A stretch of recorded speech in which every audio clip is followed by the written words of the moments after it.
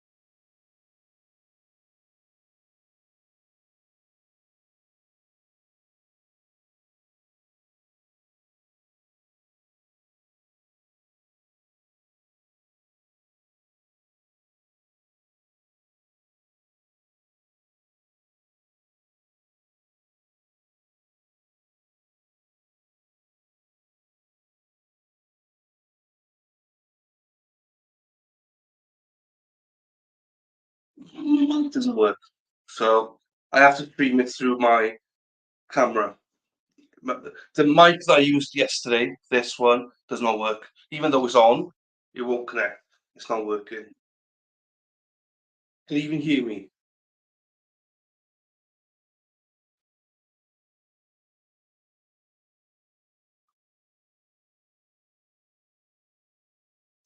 Hello? Can anyone hear me?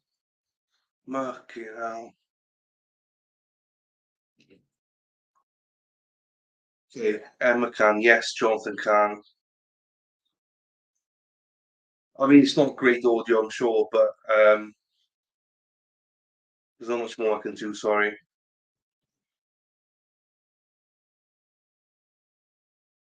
I've restarted it twice today. I no, what it is also I'm missing a cable. So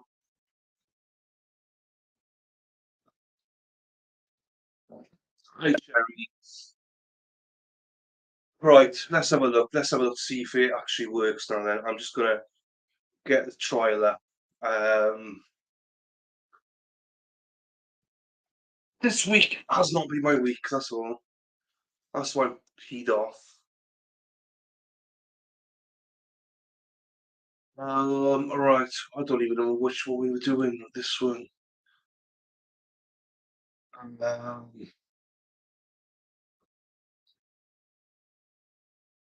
Raw crime, isn't it? It's all good. It's all good. It's all good. It's all good. It's all good. It's all good. It's all good. It's all good. It's all good. It's all good. All right. No, no wonder. I'm in the wrong fucking. Do you know what I mean? What if? Right. I'm in the wrong setting. That's why. Right. Okay. Where is it down? Isn't it down?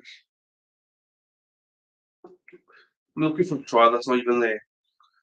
Brilliant. Brilliant. Brilliant.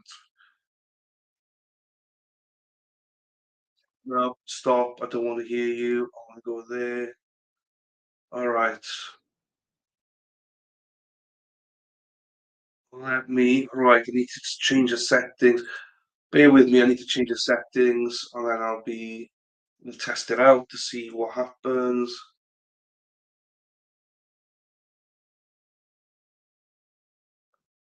That's what she said. That's what she said. In and out slowly. Um, just below Nestor. Yeah, that's the one. I was looking in the wrong place. Repeat the intro. Thank you. I will have a look now. I just need to get. Um,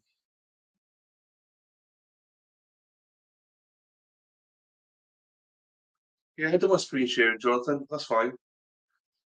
But I'll never get the cable first. Though it's pointless before then, isn't it? So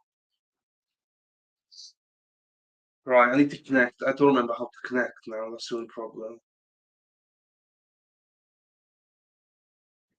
Uh,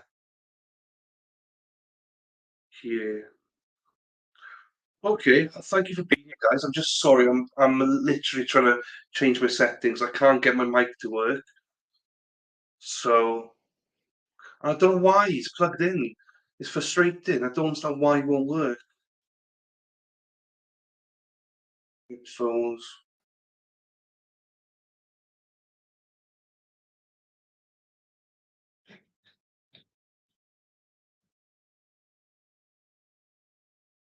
Brio. Okay.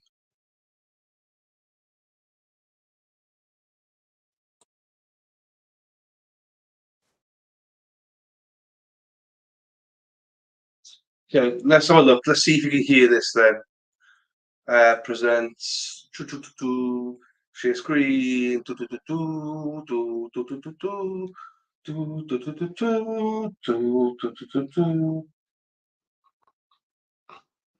Right. Let me know if you can hear this.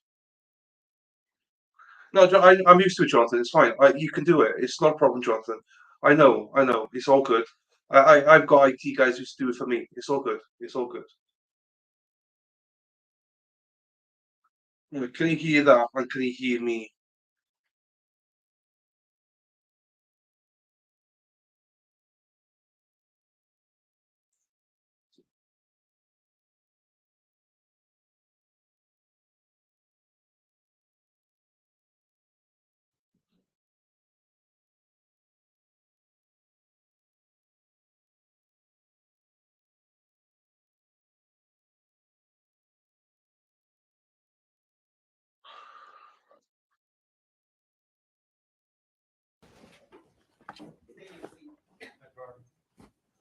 You hear it?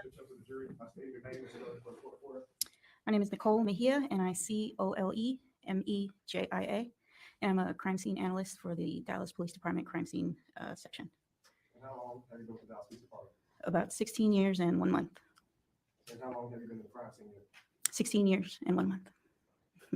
What are your duties with the crime scene unit? I'm a crime scene analyst. I respond to crimes against persons calls, which involved officer-involved incidents, homicides, assaults, and robberies. And in your role as crime scene analyst with DPD, did you recall responding to Methodist Hospital here in Dallas on the date of October 22nd, 2022? Yes. And you recall approximately what time you arrived at the hospital that day? About 1:06 p.m. And for the record, can you please state the physical address of the hospital? I have it as 1441 North Beckley Avenue. Is that located in Dallas County? Yes. State of Texas? Yes. Please tell the members of the jury what you did when you got there. I went to assist the lead crime scene analyst at the call. I arrived onto the 4th floor labor and delivery unit and collected some items from a responding officer. So you said that you assisted the lead crime scene analyst. Who was that? What's her name? Haley Young. Okay. Did you confer with anybody before you proceeded to the process, the evidence process? I met with the officer Mismatch and collected some items from him, and also met with 2 other officers who I photographed their uniforms. Okay, so you said you conferred with Officer Mismatch. What evidence? What evidence did you collect from him? I collected the magazine. It's a Smith & Wesson 6-capacity magazine that was fully loaded with 380 auto cartridges and a Texas State ID. Okay, and you said did you also photograph another officer? Yes, I photographed the Sergeant Rangel, and I collected his firearm as well. Mr. Coach, I'm going to show you what's been marked in State Exhibits number 24 through 31. If you could please just confirm whether or not these photographs are familiar to you.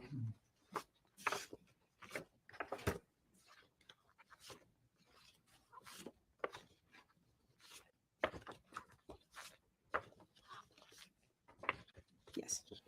Are these photographs that you took at the scene that day? Yes. Do they fairly not depict the items of evidence that you collected that day? Yes. It's time to say so. Officer Exhibit 24 through 31. Okay. 6 exhibits 24 through 34 or exhibit for all purposes? Through 31. 31. Yes. Mr. Purpose of the jury. Yes.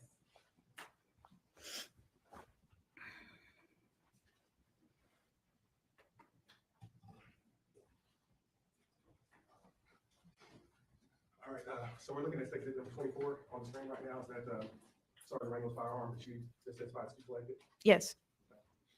Do you recall what kind of weapon that was? It was a Glock 45 9x19. Say 25, just a different angle on the backside of the firearm. Yes. What is the round at the top indicate? What is that round? That was the round that was in the chamber. State 26 again, just showing the brand and the model of the firearm. Is that correct? You just testified to? Yes.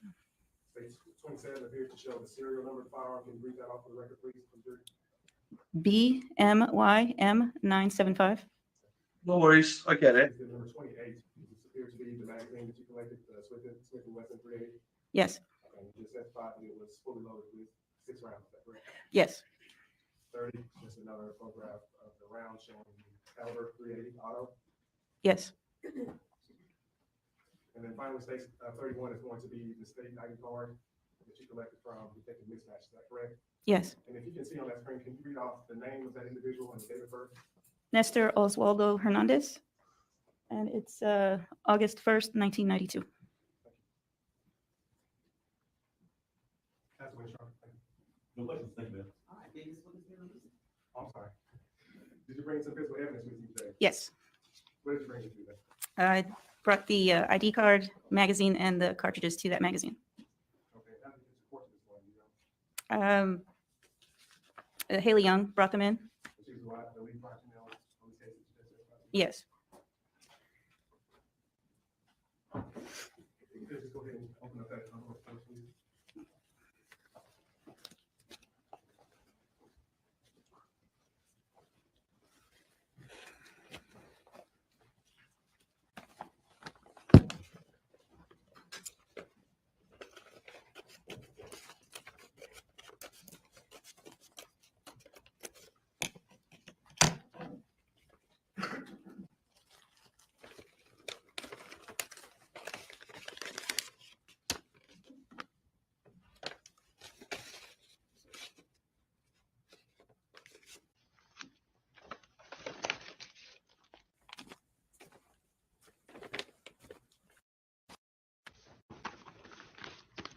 Open this up.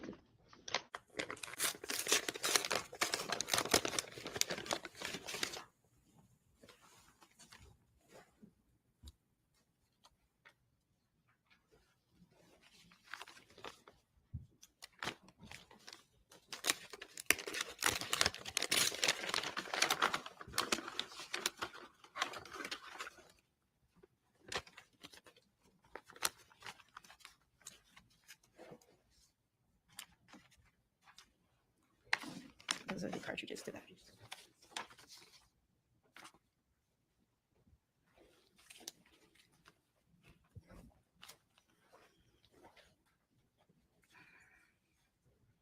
See, Erin, come back later on, Erin. 1 o'clock, we'll have the other trial on. At this time, Your Honor, the state's going to offer state exhibit number 32, which is going to be the magazine from the .380 pistol. State exhibit number 33 is going to be the defendant's ID card, and state exhibit number 174, which is a separate package of the rounds that were located inside the .380 magazine. 174 is one of the separate packets containing what? The 6 cartridges from the magazine. And then Okay. exhibits 32, 33, and 174 are next forward. Thank you, Your Honor. At this time, we have no further questions. That's it, okay.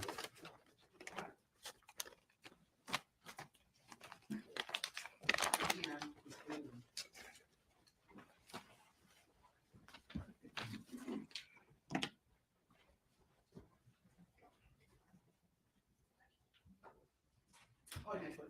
At this time, the state calls Haley on. Before she comes in, Your Honor, I'd like to play a small, about 40-second portion of state exhibit number 14, which is going to be surveillance from Methodist Hospital from the public entry. And for the record, I'm going to start at a time of 11:15 and 0 seconds.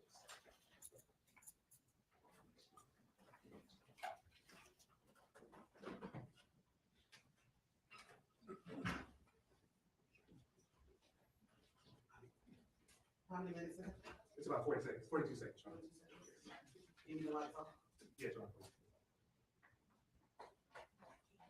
Change to 1.25, so.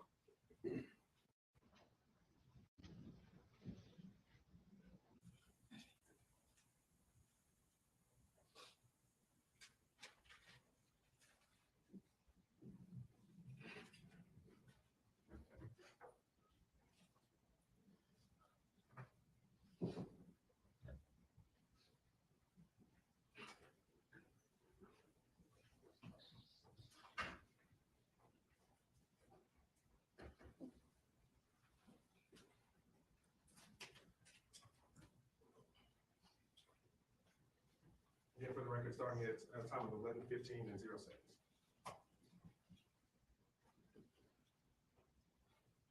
For the record, at this point, the video is showing that a Methodist nurse is giving chest compressions to a victim, Annette Flowers, behind the nursing station.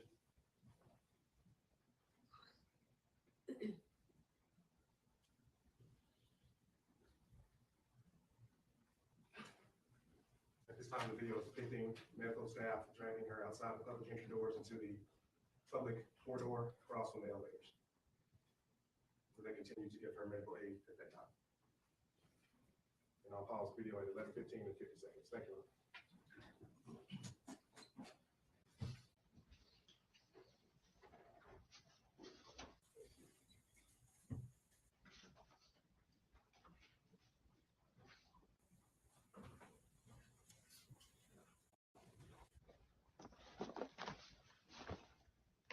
Madam Clerk, right now, vote. Do you swear that the testimony you will give will be the truth, the whole truth, and nothing but the truth and nothing else? I do. Take it, proceed. Thank you, Your Honor. Good morning. Good morning. Could you please introduce yourself to the jury by stating your name and spelling for the court reporter? Yes, my name is Haley, Haley, Young, Young. Haley, how are you currently employed? I am currently employed as a civilian crime scene analyst with the City of Dallas Police Department. And how long have you been with the Dallas Police Department? Just since April of 2021. Okay, and how long have you been with the crime scene department? I have been with the crime scene department since April of 2021. And so what are your current duties? My current duties are to process and document crime scenes through notes, photographs, sketches, collection of evidence, processing, and preservation. All right, let me take you back to the date of October 22nd, 2022, at approximately 12:05 p.m. Do you recall responding to Methodist Hospital here in Dallas to process the crime scene? I do. Okay. And did you in fact respond to the location? I did. Just kind of talk in general to the jury about how you normally process the crime scene. Okay, let me move this. So typically when we get to a crime scene, the first thing we want to do is talk to officers and talk to the people on scene just to understand what we're dealing with so we know how to proceed. We don't want to just barge in for fear of, contaminating or destroying evidence. So I speak with officers involved. They give me a rundown of what happened. I can sit on a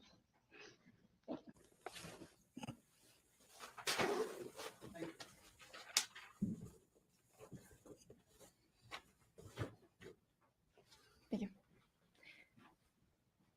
Go ahead. Okay, so the first thing I'll do after I've spoken and gotten the rundown is I will start with photographs because we want to document the scene as we first see it. So from beginning to end, it's photographs, photographs, photographs.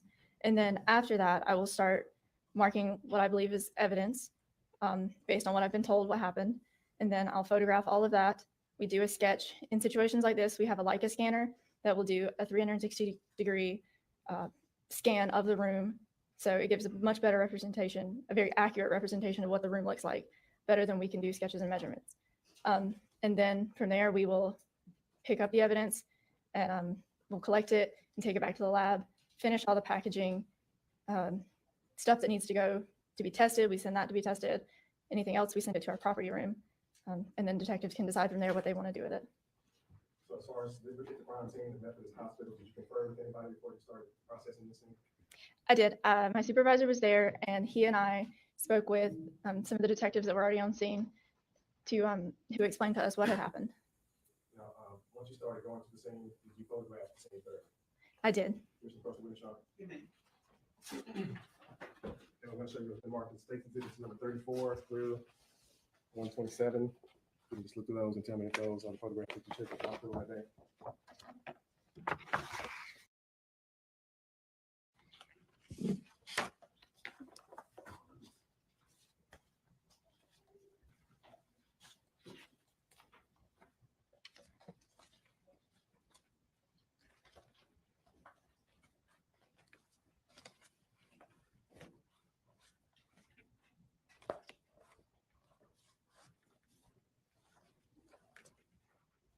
These are my photos. Do they fairly accurately depict the scene as you processed it that day? Yes, they do. It's time on the state's office, state exhibits number 34 through 127 for all purposes here in council for objection. Go ahead. States exhibits 4 through 127 are admitted for all purposes.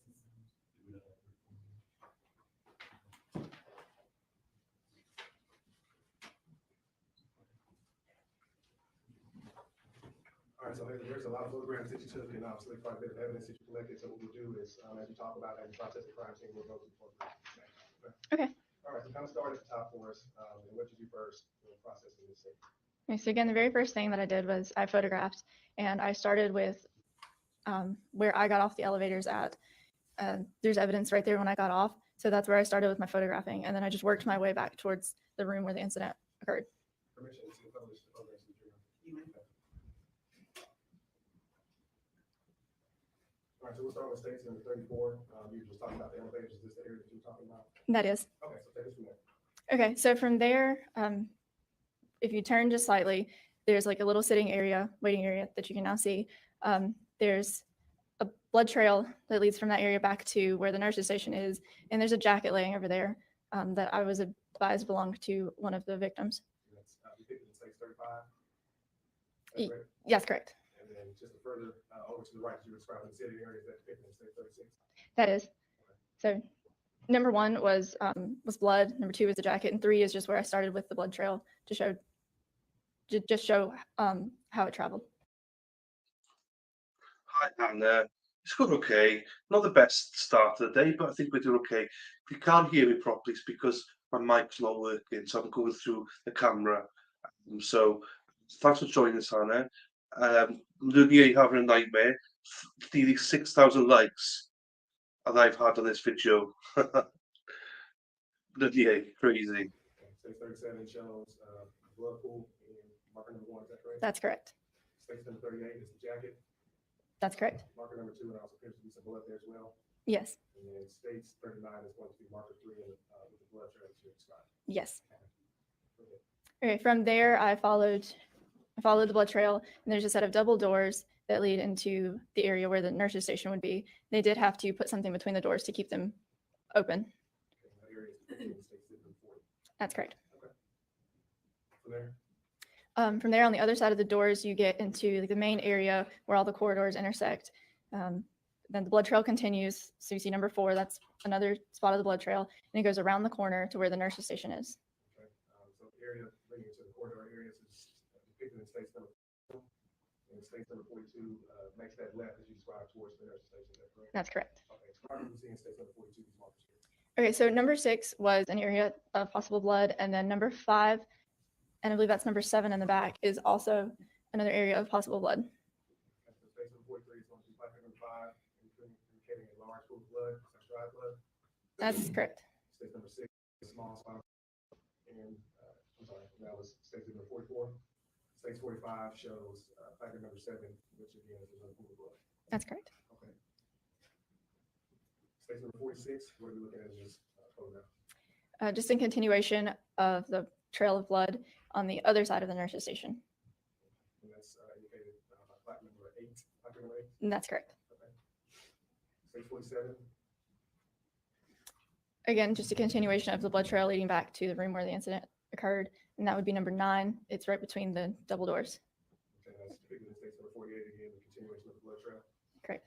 Okay. Stage number 49. In number 49, you can see where I continued the blood trail, and then an additional item, which is item number 10. It was a casing, and if I remember correctly, it was a 9mm casing. Okay, stage number 50, just a close-up of the fire casing that you're just testifying about. Stage number 51 shows the bottom of the casing, which confirms what you just testified to, that it's 9mm quantity. That's correct. Okay. Stage number 52. So this is getting closer to the primary location. It's 11 is a continuation of the blood trail, and then there's the gun back there, and just more blood, and I believe some casings. Okay, so stage number 53, we got placard 12, which appears to be the blood that you're describing. Stage number, I'm sorry, placard number 13, which is the firearm. Do you recall what kind of firearm it was? It was a Smith & Wesson 380, and the magazine was not in it. Okay, and then as you just testified to, 14 and 15 are one of the fired cartridge cases. Do you recall? And we'll get to them in the pictures, but you do recall what caliber they were? They were both 380s. Stage number 54. What is that showing? That is the outside of the room where the incident occurred from across the hall. So you can see the gun, the blood, the casings, and you can sort of see the complainant in that picture also. And can you say for the record for members of the jury what room number this was?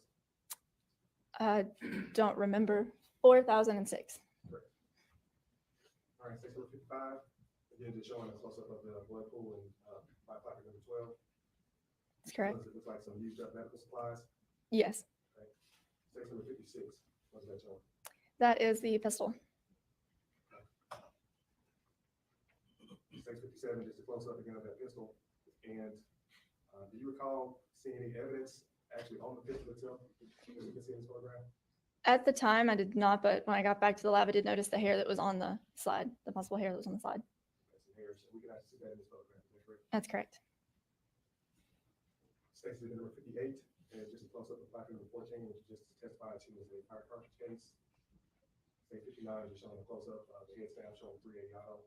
That's correct. Stage 60 is going to be another fire cartridge case, which appears to be covered in blood. Placard number 15. Stage 61 is going to be again the head stamp of that particular fire cartridge case, which is again a 380 auto. Stage number 62 is showing what? So you can still see placard number 15, and then in the wall by the door, you can see there's a marker there. It's a projectile that was lodged into the wall. And that's depicted in stage number 63. Stage 64 is just going to be a zoomed in photograph of that particular projectile that you just testified to. Correct. Stage 65 is just a photograph of the room number that you just testified to as 4006. Is that correct? That's correct. Okay. Stage number 66, what is it showing? This is me as I'm about to enter the room. You can see the possible blood on the floors, on the walls, the complainant that's lying on the floor, and then the bed and typical hospital items in the room. State 67. That is the complainant with, I believe, a cell phone and for photo placards 17 and 18 were 2 cell phones. 68 shows the zoom in photograph with 2 cell phones for placard 17 and 18. State 69. This is just me going further into the room as I'm working my way in. Number 70. This is at the end of the bed in the room. You can sort of see a photo placard. I believe it's number 19. It would be another cell phone. State number 71 just closer to that placard 19, and then state 72 shows the cell phone zoomed in for placard number 19. State number 73. This is in the corner of the room. You can see the tray table. There is an ammo box or ammo tray with ammo in it and a steel reserve can that was empty. State 74 is just zoomed in, which just testified to. 20 is the steel reserve can, 21 is the ammo tray with live ammunition inside. That's correct. State 75 just zoomed in, the steel reserve can, placard number 20. Are you familiar with what steel reserve is? Not really, no.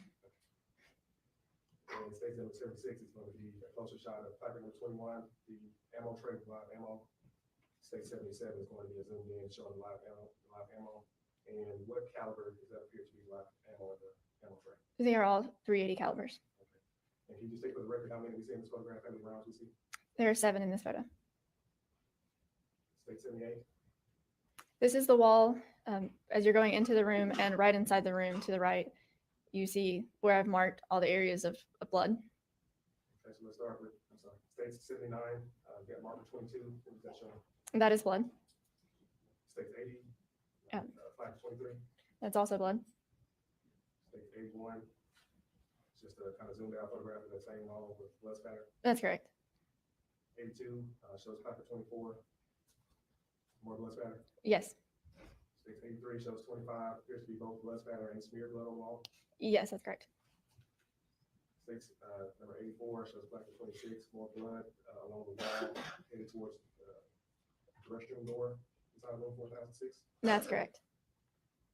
State 85, again, placard 26, just a closer up photograph. Does there appear to be a large amount of blood smeared on the wall of the door here? There is.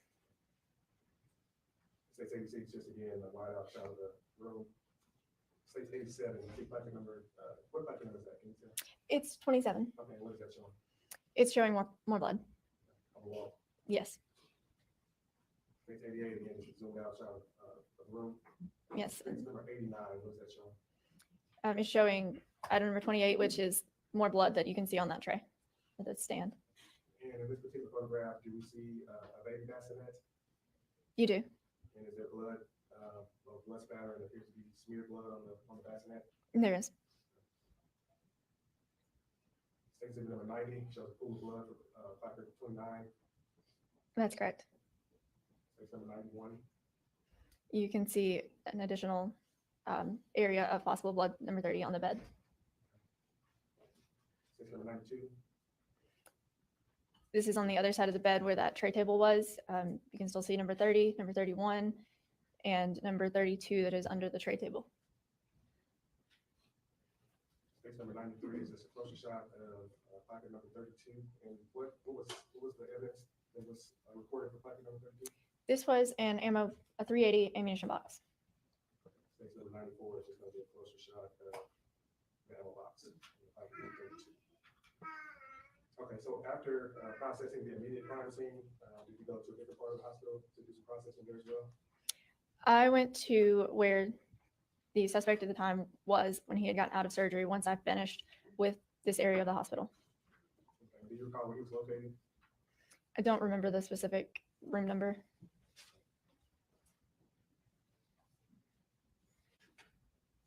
All right, state exhibit number 95 is just showing the door number 5229, room number. Is that official information as to where the suspect is located? Yes, it does. Okay. Number 96 shows what? That's him lying on a hospital bed after he's come out of surgery. And you're referring to the suspect? That's correct. State 97 is just a closer view of the suspect. Correct.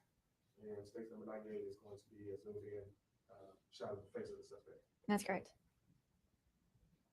State 99 is just documenting the hospital bracelet, and for the record, I'll just read the saying. It says Kilo, Kilo, Pi, Pi, last name Boe. So, state number 100 shows what? This would be his right leg, and you can see the bandage that's wrapped around his upper right leg and the blood that's coming through the bandage. So after you photographed the defendant, did you collect any evidence associated with the suspect? I don't recall what I collected from him. Okay, did you photograph what you collected? I did. Okay, so exhibit number 101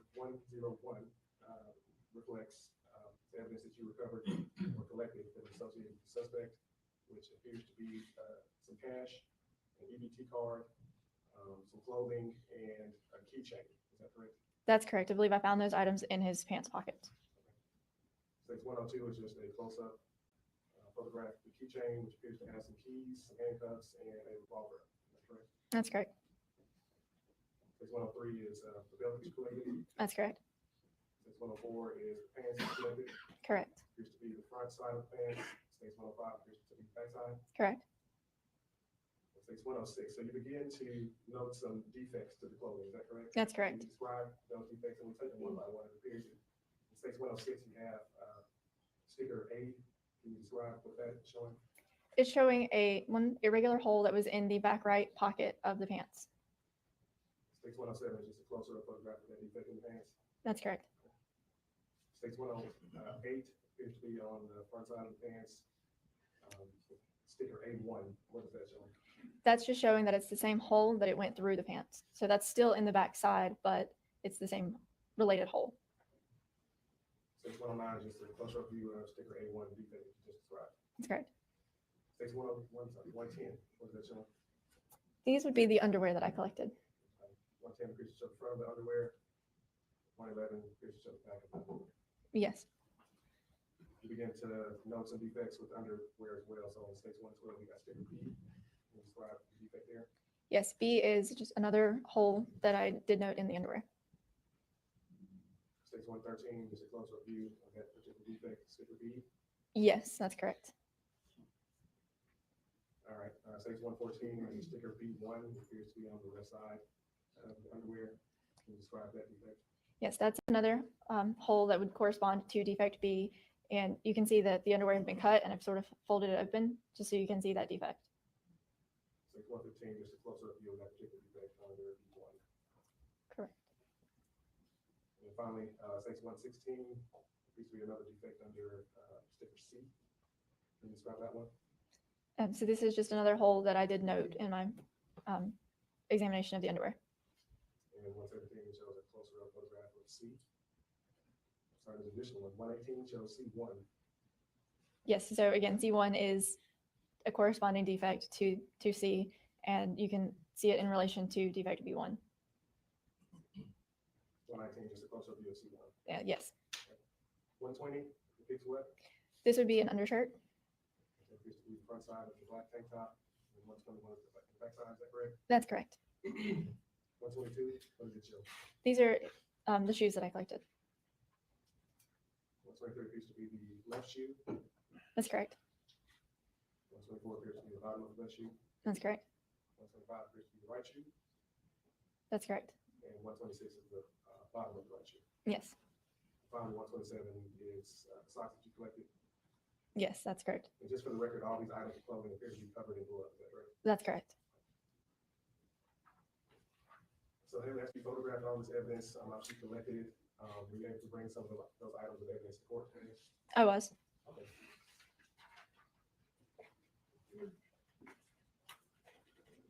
Close to it, Sean.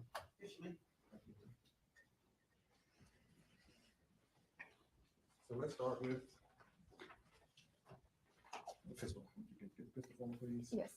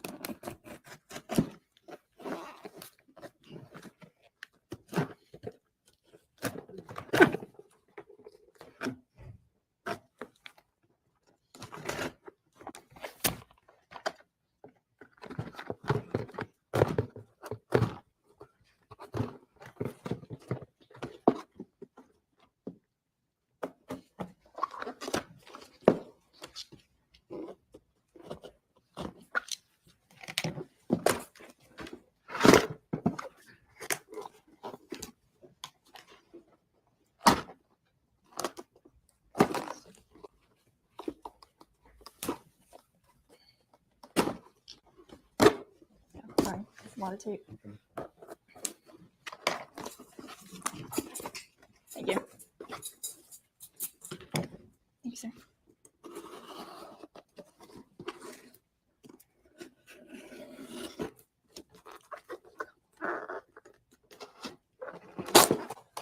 For safety purposes, we're going to tender this to the bailiff to make sure that the weapon is safe. Down there safe.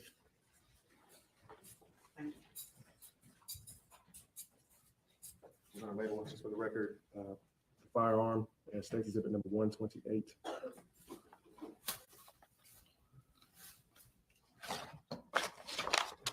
I'm going to label the cartridges that were inside, State's Exhibit number 129.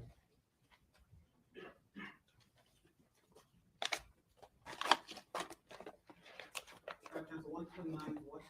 It's going to be the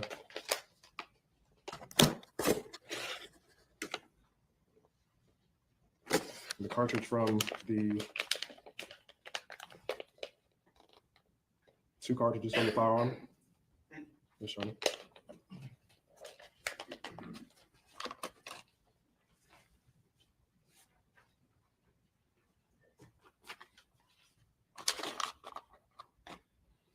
Okay, what else do we have here?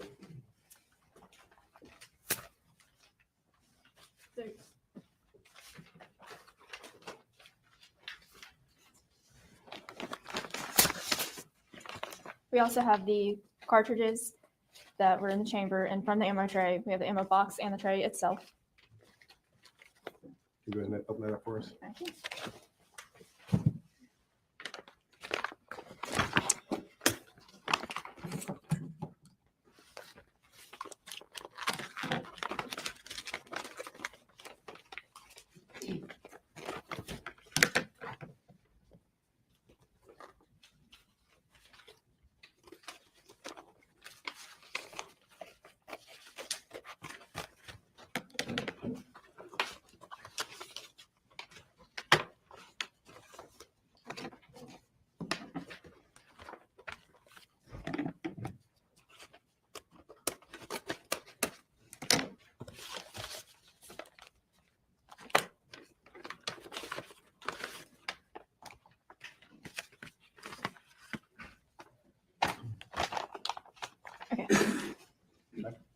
We'll start with the ammo tray. I'll mark ammo tray at State's Exhibit number 133. Is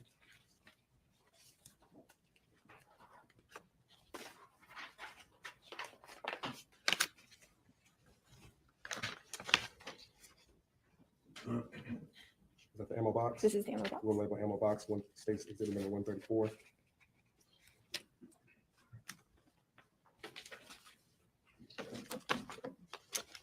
These are the cartridges that were in the box, or the tray. Okay.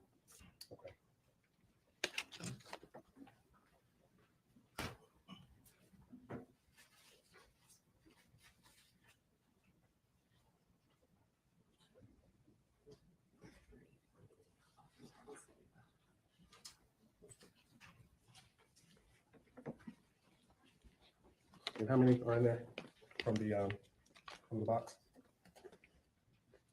There would be 7. Okay. We'll label that State's Exhibit 132. Can you say what 132 is again? Yes, 132 is going to be the live rounds from the ammo tray. And then we have the one cartridge that was in the chamber of the gun.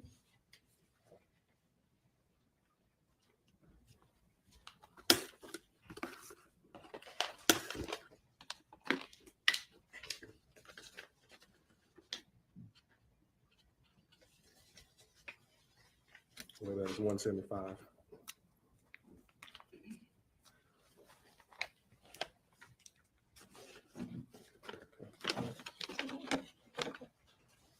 Did you also bring, were you able to pick up some evidence from the Southwestern Institute of Forensic Sciences, the crime lab?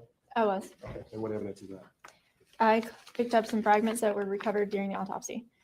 Okay, so that pertains to the autopsy of Katie Annette Flowers. There is one projectile.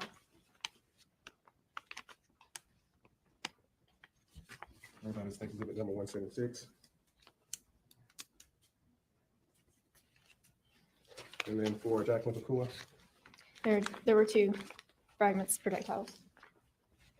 labeled as snake exhibit number 177 and 178.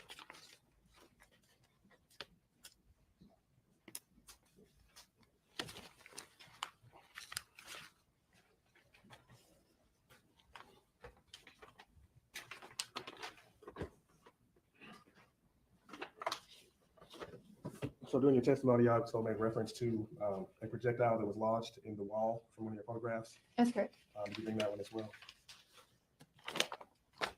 Yes, it would be this one. So this contains the FCCs that I collected and the projectile that I collected. Okay, yes. Can you open that up, please? Yes, Ken?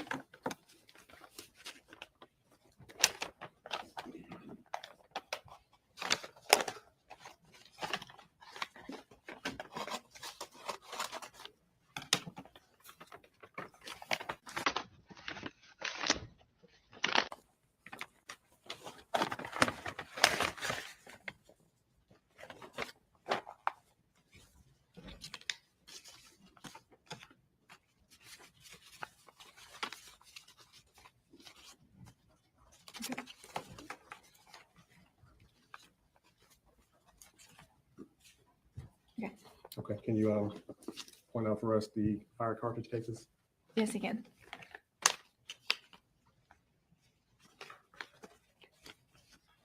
There were 3 total, correct? Yes, these are the 3. Okay, can you tell us which one is the 9mm?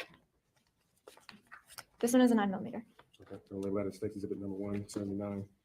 And we've got 2 380s, correct? That's correct. So label those as state exhibits number 180 and 181. You say 180 and 181? Yes, Your Honor. And then finally, the projectile from the wall, Yes. labeled as state exhibit number 182.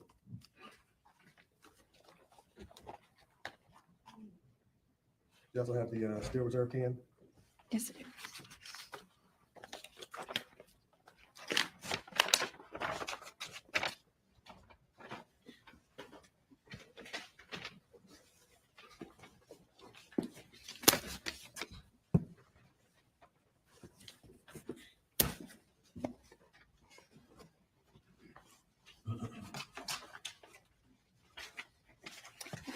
So this box contains the jacket, which is item number 1, and then the steel reserve can also. Okay, we'll just do the steel reserve can. Okay.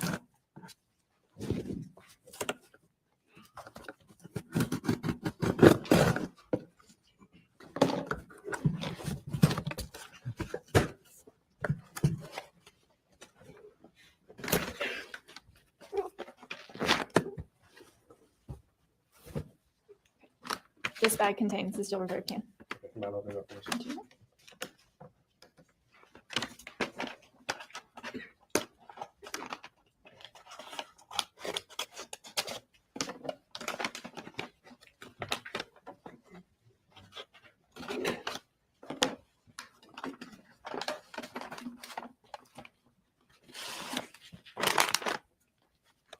We'll let that as 183. All right, thank you. At this time, I would say it's going to offer states exhibits 128, 129, 130, 132, 133, 134.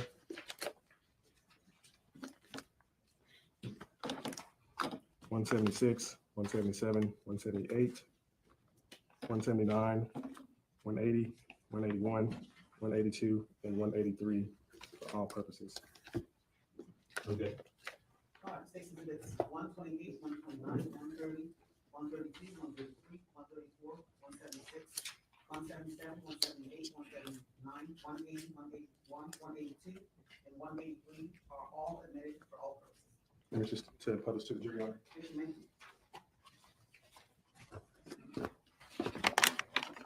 Publish state exhibit number 128, refer to the jury, going to be the 380 handgun that the defendant used to shoot and kill both victims.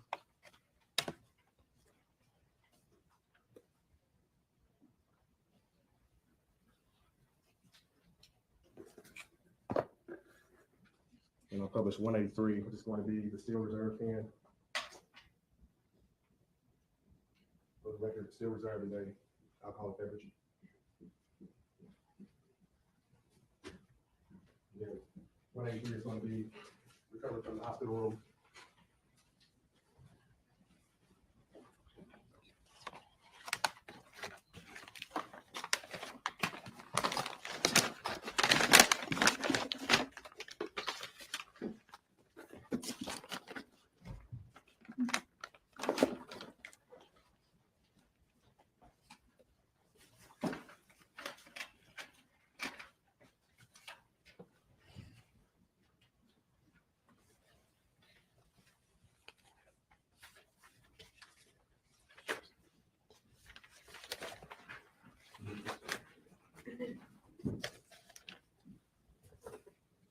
Okay, the flavor also on 175. I think I missed that one, just for all purposes as well. Okay. Station Exhibit 175 is the minute for all purposes. It was The cartridge from the chamber of the 380 disregard.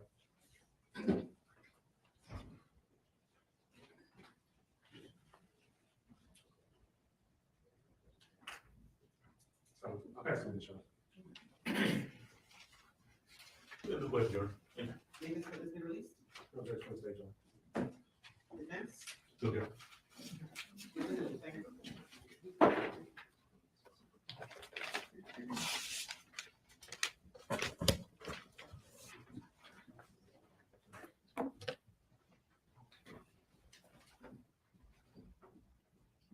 Call the next one.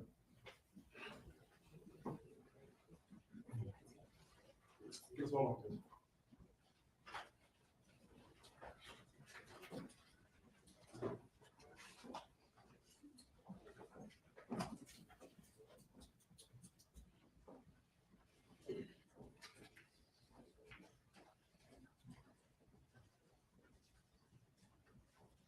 Not this time, say calls Heidi Christensen.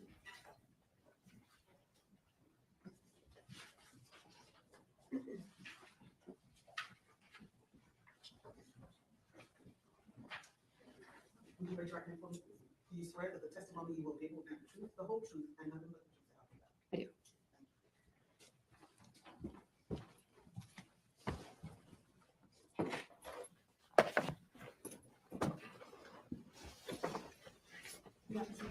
Yes, thank you. I'm waiting for her to set up. Y'all good? I'm good, thank you. Good morning. Good morning. Can you please introduce yourself and spell your name for the record? My name is Heidi Christensen. My last name is spelled Christensen. And Heidi, what do you do for a living? I am employed at the Dallas County Southwestern Institute of Forensic Sciences, which is also Fuck, that's loud. Hi, Josie. Hi, John. Sorry.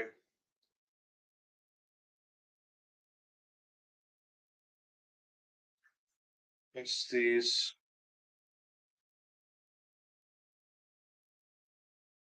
Okay.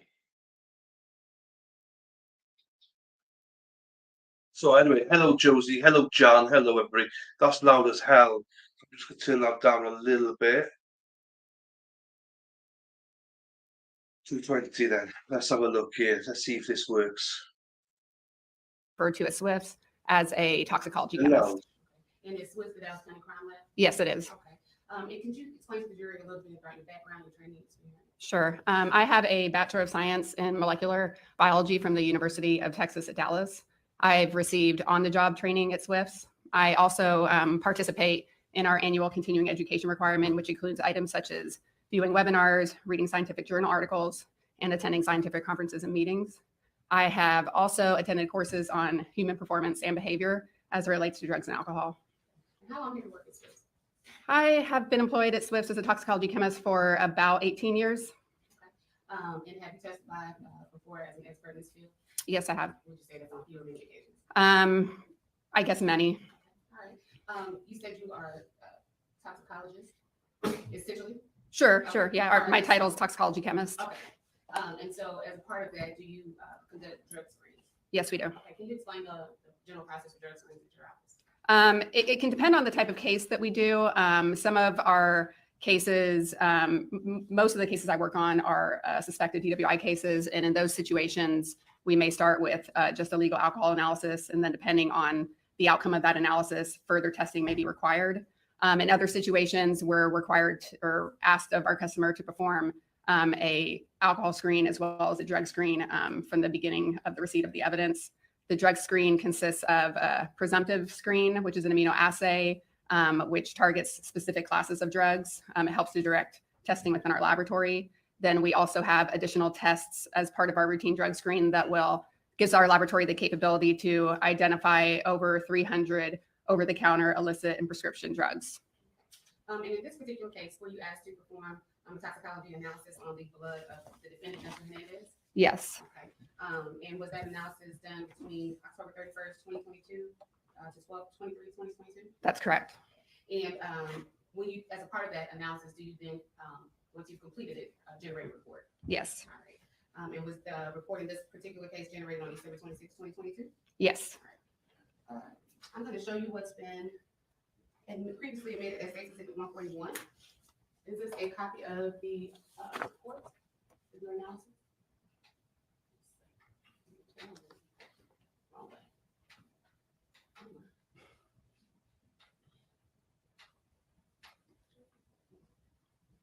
Okay, here we go. It was user error. All right. Is this a copy of your report?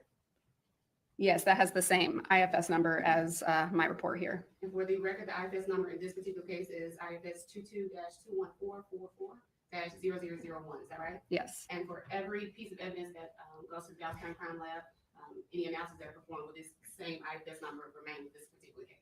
Yes, for this particular case, this is the unique case identifier for this case. All right.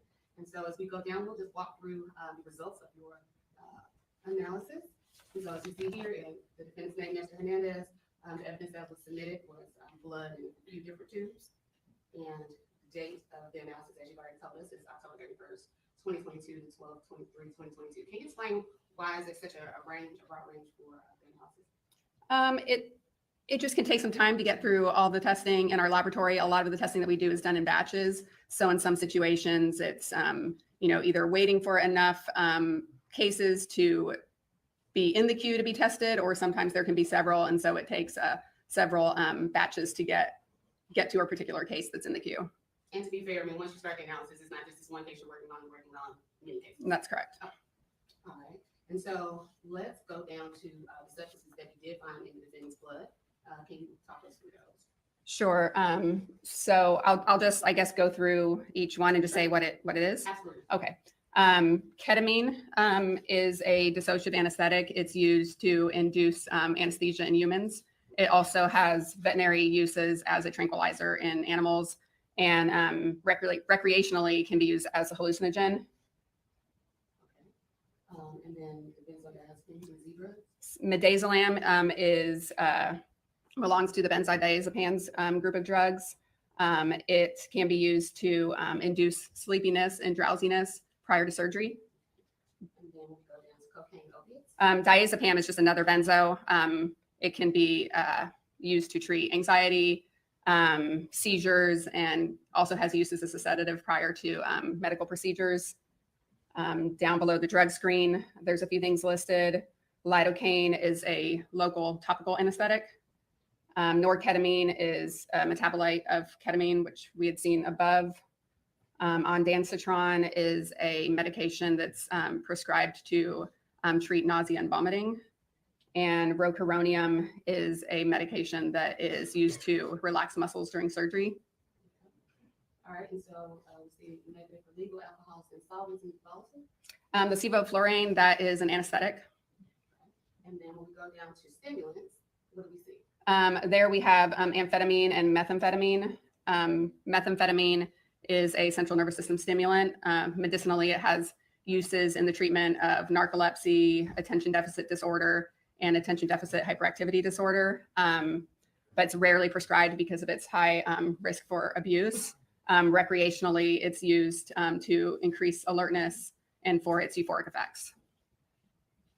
And so that concludes those the substances that were contained in the defendant's blood. And so from your training and experience, it's your opinion that everything here that was in his blood besides the methamphetamine was likely given by the hospital? I mean, likely, ketamine has had instances where people have used it recreationally. Can't say when any of these medications were taken based just upon our report, but many of those things listed are associated with hospital use. And just so we're clear, methamphetamine is an illicit drug, though. So- It can be obtained illicitly, but it is also available as a prescription medication where it can be prescribed. It just is rarely done so. Okay. I'll pass the John. Yes. I think the amphetamine could be therapeutic also, could it not? Yeah, the amphetamine itself, while it is a metabolite of methamphetamine, it is also a drug that is available as its own medication, like a brand name that you might be familiar with is Adderall. And you wouldn't know if that was therapeutic or not, just from your analysis, correct? No, I wouldn't know how the drugs were taken just based upon the result. Great. Thank you, ma'am. That's all I have. Anything else? Nothing further from this witness, John. Thank you. Mr. Release? Objection from the state. All right. Defense, may this witness be released? Okay. Thank you, ma'am. Hi, Tracy. Hope you're well there, Tracy. Go ahead, next witness. Thank you, Your Honor. At this time, the state call Heather Francis. Sorry, I missed that girl's name, so that's why I'll try and capture it now. But Haley Young was nice.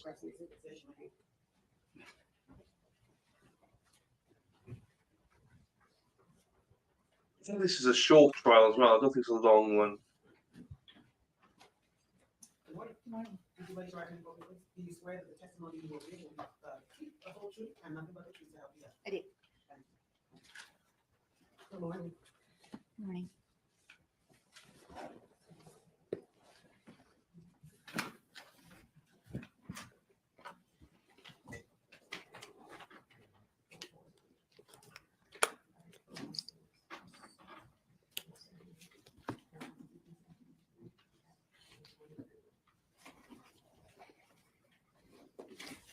I wonder who she is. She looks nervous, but she also looks prepared.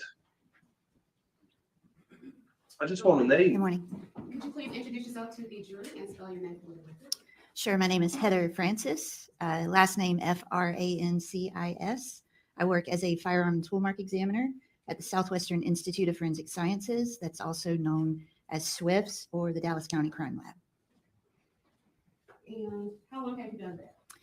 I've been with SWIFS since January of 2002. So Long time. yes, a long time. All right. And can you explain, give us a little bit about your training, your background, and experience.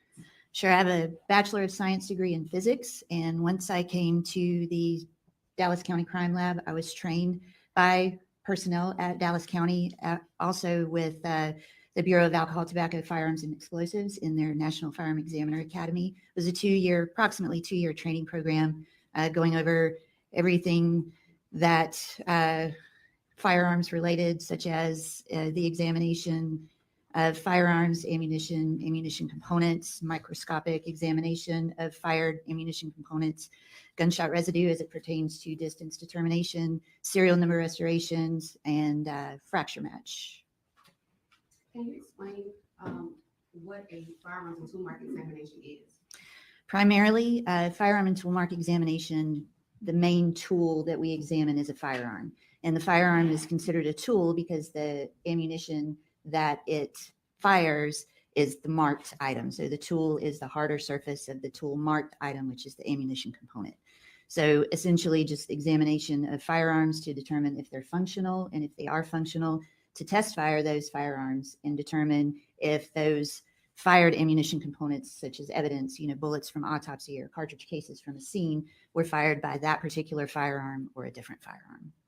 And have you testified in this area as an expert before? I have Would you say few or many times? many. And you said it is possible to determine whether a particular bullet was fired from a particular firearm. Yes. And how often do you think you do this procedure? Daily, 5 days a week. Your Honor, may I approach the witness? Yes, you may. In this particular case, Ms. Francis, if we ask you to examine some cartridges, some fired cartridge cases, and a firearm to determine whether they came from that particular firearm? Yes.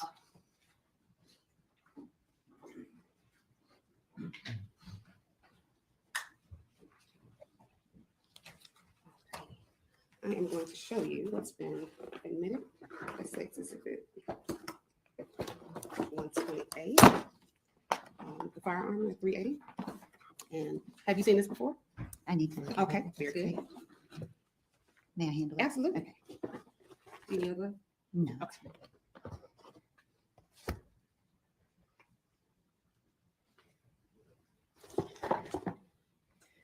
The firearm is marked with the unique laboratory case number, the item number, and my initials and the date that I marked these items. So for this firearm, the unique laboratory case number is IFS 22-21051. The IFS stands for Institute of Forensic Sciences. 22 is the date or the year, and 21051 is the number of items or cases that were submitted to the laboratory in 2022. And do you have your own personal, anything about this firearm or the box that was in that you have your initial on? Yes, Okay. the firearm itself has my initials on it. The box has my initials All right. and the date that I sealed it closed. Okay, very good. All right, thank you. And then I'm going to show you what's been admitted as State's Exhibit 176, 177. Did we get, is 178 over there? Let me show you 180 and 181 while we locate 178. And if you could look at these and tell us whether or not you recognize them.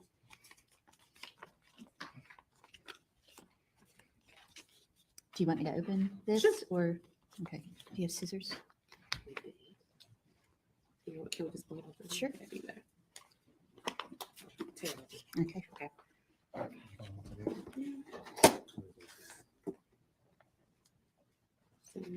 Oh, this one?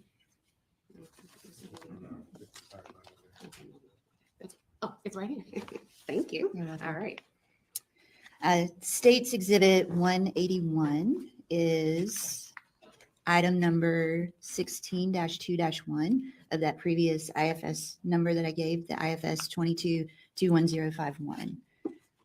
The item itself also has those unique identifying marks on them, my initials and the date that I marked those items. And this is a 380 auto caliber fired cartridge case. States Exhibit, may I tear it? Absolutely. States Exhibit 180 is IFS 22-21051, item 16-3-1. The item itself is also marked with those identifying information, and it is also a 380 auto caliber fired cartridge case. We have some scissors now. Okay. Item States Exhibit 176 is the envelope from the medical examiner's office. This one is IFS 22-21047, and it is item 6-4. The seal, my seal, has not been broken, so the item that is enclosed is a projectile from the autopsy of Katie Flowers. I don't want to open this one. Thank you. But that item inside is also marked with that unique identifying And information. this would have been one that was taken from the autopsy, right? Correct. States Exhibit 177 is also a medical examiner's envelope. It is IFS 22-21051, item 75. Contained within item 75 are items 751 and 752. And those were from the autopsy of Jacqueline Pakua. Is that Yes. correct? Okay. States Exhibit 178 is the medical examiner's envelope from IFS 22-21051, item 74, and it is also a projectile from the autopsy of Jacqueline Pakua. The final seal, that is my seal, has not been broken. So those items that I examined are still in these items, in these envelopes. Thank you. So you know all of these and 29, also has initials on it. Yes. States Exhibit 129 is the test fires envelope that I created. So these are the test fires from this particular firearm inside here. It's IFS 22-21051, and it is considered to be item 1911 or 1917. Sorry. Thank you very much. And so did you conduct an examination on all of these items that we've just discussed? Yes. All right. And what was the purpose of that? The purpose was to determine if the firearm was functional and if the fired ammunition components, meaning the fired cartridge cases and the fired projectiles from both of the autopsies, were fired by that particular firearm, in my opinion, or in the opinion of the laboratory. Okay. Will you tell the jury about the process by which you conduct these examinations? Sure. In examining a firearm, the first thing is to determine the caliber, the make, the model, the serial number, the caliber, and then go a little bit more in depth to determine the class characteristics of the barrel. Typically handguns, such as that one, have a rifled barrel, which means it has a series of raised and lowered areas within that called rifling. And there's a specific number of lands and grooves, which is part of the rifling. There's a specific direction that those lands and grooves twist, either to the right or to the left. And even more in depth than that, there are measurements of those lands and grooves that are all called class characteristics. So determining the class characteristics of a firearm and determining the class characteristics of any fired ammunition component that you have will let you know that this bullet from autopsy could have been fired by this gun because they have the same class characteristics. So the next step would be to ensure that that firearm is safe to fire, and then choose suitable ammunition for comparison purposes, test fire the gun. Typically in my section, 2 test fires are recommended so that those 2 test fires can be microscopically compared to each other to ensure that those tool marks that I need to see to make a conclusion of whether something was fired by that gun or not are there and repeating. So in this case, 2 test fires were created. They were compared to each other. The cartridge cases were compared to each other. The bullets were compared to each other, and determined that they were suitable for microscopic comparisons to the other fired ammunition, the evidence in the case. The evidence was determined to have the same class characteristics as the gun in the case. And so using a comparison microscope, which is essentially 2 microscopes that are connected by what's called an optical bridge. There's one ocular to look through, well, 2 oculars, but one place to look through and look at those 2 items at the same time under the same magnification, same lighting, same juxtaposition, I guess, situation, and look at microscopically the tool marks that were imparted to the test fire to see if those same tool marks are in the fired ammunition components. So you can do that with bullets and you can do that with cartridge cases. Can you explain to the jury how firearms actually work? Well, if we're speaking about pistols, which is the firearm in this case that I was just identified, for a pistol is a handgun. It is designed to be fired using the hand or hands. In this case, it's a pistol, so it's magazine fed. Typically a magazine holds a certain number of cartridges. It is inserted into the grip of the I get it, but can we just move on? We know that was a pistol. We know that he shot the 2 people. Why are we wasting time here for? Was it the same pistol? Yes, thank you. Move on. Next, please. What are we doing? This is firearm. If the slide of the pistol is to the rear, the topmost cartridge that's in that magazine, once the slide comes forward, will push that cartridge into what's called the chamber. And for a pistol, the chamber is integral or part of the barrel. At this point, the trigger is ready to be pulled, the firearm is ready to fire. Pulling the trigger will initiate a firing process with the firing pin of the gun striking the primer area of the cartridge case. And then during that, the gunpowder that is within the cartridge case begins to burn and expand, releasing the bullet down the barrel of the firearm, also pushing that fired cartridge case back into the breech face or of the slide, making that slide move rearward, also pulling the cartridge case out of the chamber. If there is an ejector, that's a stationary piece, so that moving cartridge case hits that stationary ejector and flips out of the gun.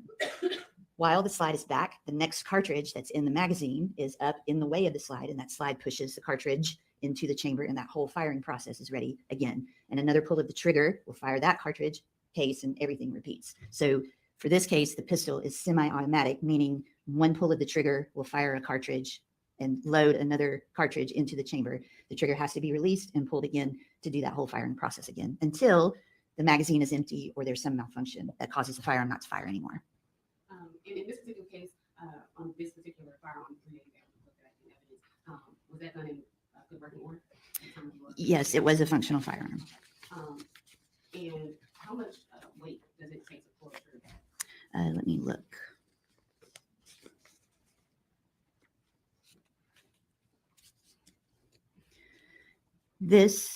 The item 19-1 Smith & Wesson pistol required about 11.3 pounds of force to pull the trigger to make it fire.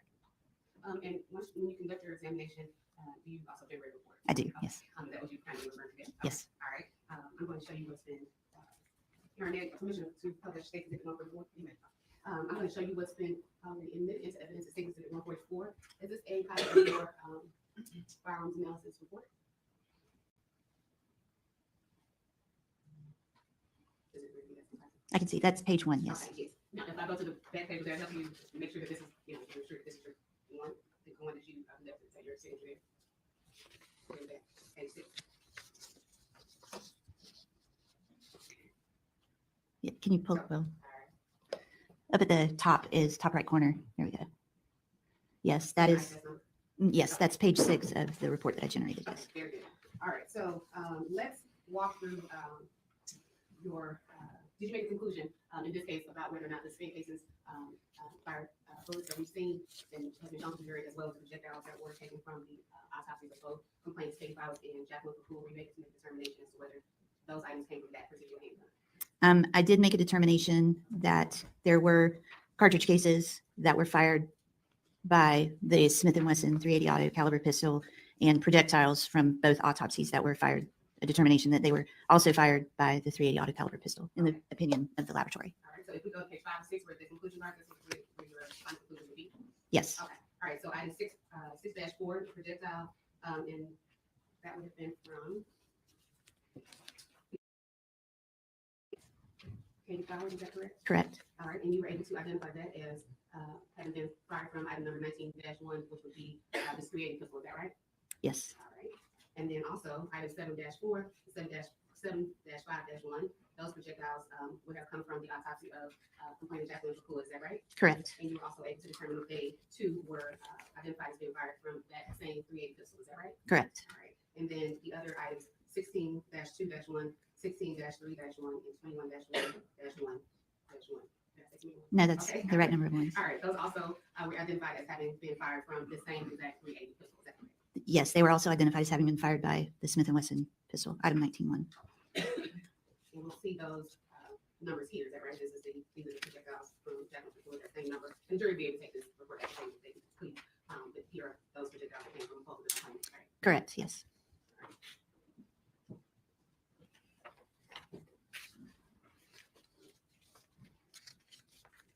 Let's just briefly talk about this, this 17-5-2, where there's an inconclusive conclusion. Why would that be?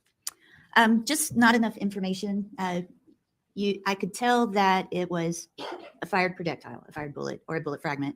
I could tell that it had conventional style rifling. Hang on.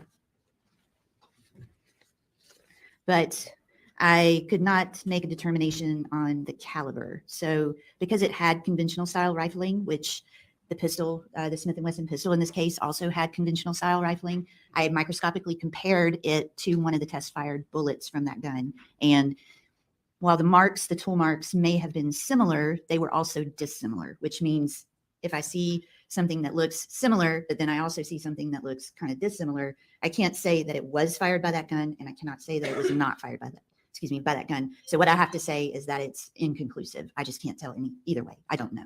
Okay. And in this particular case, the 380 that you examined, is it a deadly weapon? I believe that's a legal term. It is a firearm. We have a second one.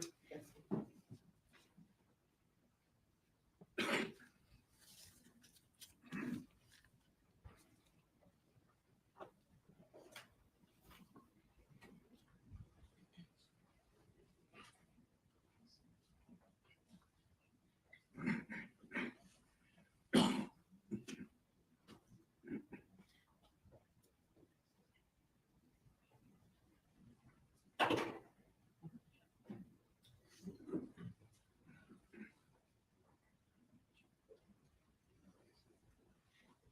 Hello.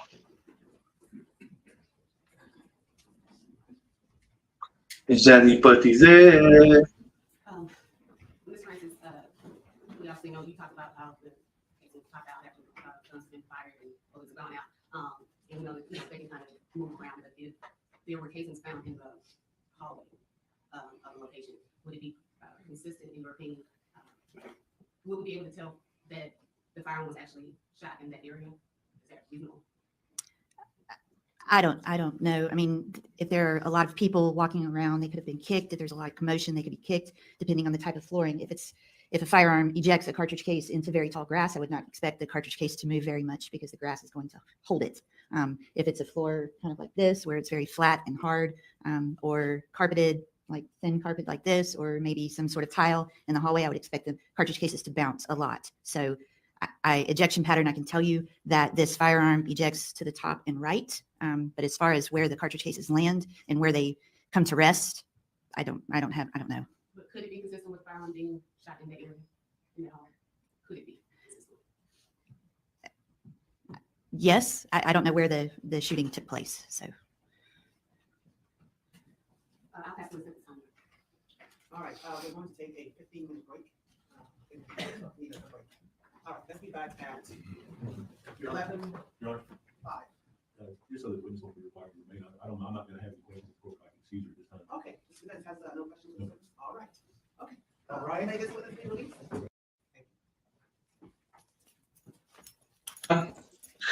Hi, John. Chat's been quiet.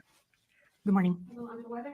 I've had a hell of a bad day. Well, I've had a hell of a bad week. So I don't blame chat for being quiet in case I bite your heads off. But feel free to chat away. I'm sorry.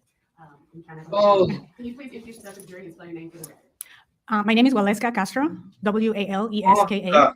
Whoa. I forgot it's 1.5. Right, lady, let's slow this one down. Let's slow this bad boy down. Bloody hell, that was quick. I'm sorry. I'm trying to hold you long. Can you please introduce yourself to the jury and spell your name for the record?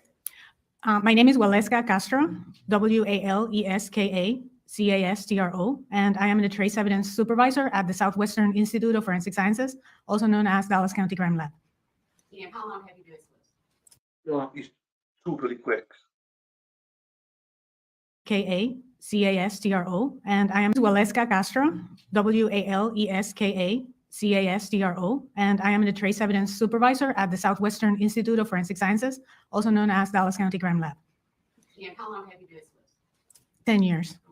Okay. Can you explain to the jury a little bit about your training, your background, your experience? So I have a bachelor's degree in chemistry and a master's degree in chemistry, both from University of Puerto Rico. I also have a PhD in chemistry from Florida International University. In addition to my education, I went through training at SWIFT, or Dallas County Crime Lab, for the analysis of evidence for the presence of gunshot residue and also hair analysis. To be fair, Jonathan needs a break. It's been quite good lately, even without Jonathan, but it's just, I don't know. I don't know if it's because we've had a few long days lately, so people are tired. And Crow stuck on it, that's fine. Is it too fast, Jan? It's 1.25. If it's too fast, let me know. I can pull it back to 1. In addition to the training, I also have the forensic analyst license granted by the Texas Forensic Science Commission. All right. And have you testified as an expert in this discipline? Yes, On few or many occasions? many occasions for gunshot residue analysis and few for hair analysis. What is gunshot residue? Gunshot residue is those particles that are produced when a firearm is fired, and these particles will have a specific chemical composition and morphology that allows us to identify them as gunshot residue. What is primary? That's all good, John. I know some people work. It's all good, John. Thank you for being here. So primer gunshot residue would be those particles that will have the chemical composition antimony, barium, and lead, and also they will have a morphology that is round, non-crystalline, And these particles are what we test in the laboratory. How do you analyze gunshot residue? We use an equipment that consists of a microscope and an X-ray spectrometer. The name of the instrument is scanning electron microscope with an energy dispersive X-ray spectrometry, or SEM-EDS. And basically with this instrument or equipment, we will look at the surface of the sampling devices that are submitted in a gunshot residue kit. And as the instrument looks through the surface of these sampling devices, it detects particles and collects chemical composition. And based on the chemical composition, the instrument assigns a class. For instance, there is a class called gunshot residue that will contain specific chemical composition. So after the analysis is done, the analyst will look at those particles that were classified by the instrument based on the chemical composition and confirm those particles. And those confirmed particles are the ones that are reported in the test report. Okay. And so what can this, the gunshot residue analysis tell you? So the gunshot residue analysis, this particular test will determine if there were gunshot residue particles present or absent in these sampling devices that are collected typically from a suspected shooter. And in this particular case, IFS number 22-21051-0007, did we ask you to conduct analysis in this case? Yes. Okay. And as a result of your analysis, did you generate a report? Yes, I did. And in that particular analysis, can you tell the jury where the sampling came from? So the laboratory received a gunshot residue evidence collection kit containing sampling devices from Nestor Hernandez, and these two sampling devices were from the left and right hand. You have permission to publish exhibit number 142? Yes, you may. Dr. Castro, I'm going to show you what's been previously admitted as exhibit 142. Is this a copy of your report? It appears to be a copy of my report. Okay. And like you said, the sampling devices were from the left hand and the right hand of Nestor Hernandez. Is that right? Yes. Okay. All right. And so we will then jump to your conclusions so that you can let the jury know what you did find as part of your analysis. So I found two particles consistent with primer gunshot residue, and they were on the sampling device from the right hand of Nestor Hernandez. And these barium aluminum particles are consistent with primer gunshot residue. And the presence of these particles on an individual's hands could be that the individual either fired a firearm, or the individual was in the proximity of the firearm when it was fired, or the individual handled a firearm component, or any object with gunshot residue, or that the individual was in a proximity or in contact with other non-firearm sources that produce similar particles to particles consistent with primer gunshot residue. Some environmental sources, such as fireworks technicians, and deployed airbags, could produce similar particles to particles consistent with primer gunshot residue. Okay. So you saw two particles on the right hand of Nestor Hernandez. Is that right? Correct. Okay. And so your primary purpose on this particular test is to see if there are particles and what would be the reason for their presence. Is that right? That's correct. Now, also in your capacity, you mentioned that you were the trace evidence supervisor. Tell the jury what.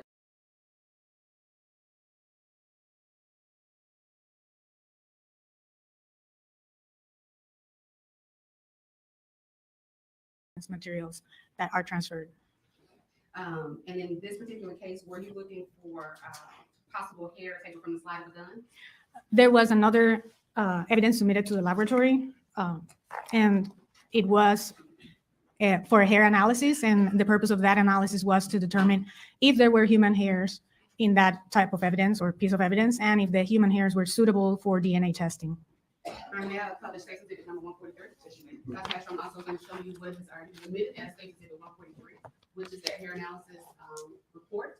And as you stated, you received, what is the tape lift? The tape lift is just a piece of acetate sheet, and then they put tape on it. And this tape was used to kind of dab against the surface with potential hairs, and then it was placed or secured on the acetate sheet. Okay. And so it looks like there were 6 swabs of possible DNA that have been submitted as well. Yes, but it was submitted, but I didn't open or analyze that because that would be for the forensic biology unit. It's just that it happened to be in the same container as item 17-1, which is the manila envelope with the hair trace lift. Okay, and so let's go to your results and conclusion on page 2. And you mentioned that you were looking for hairs that were suitable for DNA analysis, is that right? Correct. Okay, and so as you stated, item 17-2 was not opened or analyzed, is that right? Yes. Okay, and then tell us what your results were. So the tape lifts, which is item 17-1-1, was examined for the presence of hairs that were suitable for DNA. And from the tape lifts, I found 9 hairs. They are items 17-1-1-1 through 17-1-1-9.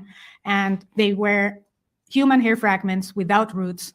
Therefore, they were not suitable for DNA analysis, STR type of DNA analysis, but suitable for mitochondrial DNA analysis. Okay, and so you were unable to, at your lab, actually test for DNA on these hair samples, is that right? Our laboratory does not perform mitochondrial DNA analysis. And so they didn't send out to a different lab? The agency requested for us to release it to another laboratory so they could do their mitochondrial DNA analysis.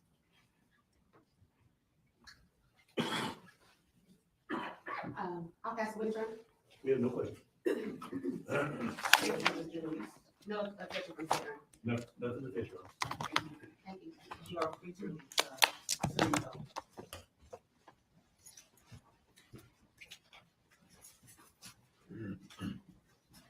Go ahead, Mr. State Cost Court Emperor.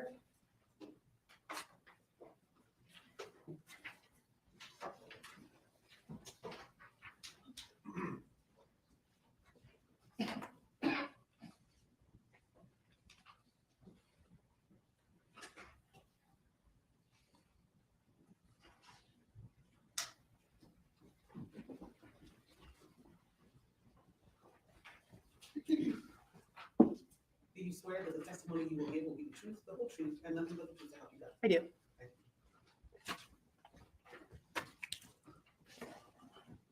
Okay, ma'am, proceed. Thank you, Your Honor. Good morning. Good morning. Can you please introduce yourself to the jury and spell your name for the record? My name is Courtney Ferreira, Ferreira. And Ms. Ferrer, how are you employed? I am employed as a forensic biologist at the Southwestern Institute of Forensic Sciences, also known as SWIFS or the Dallas County Crime Lab. Okay, can you tell the jury, well, how long have you done that?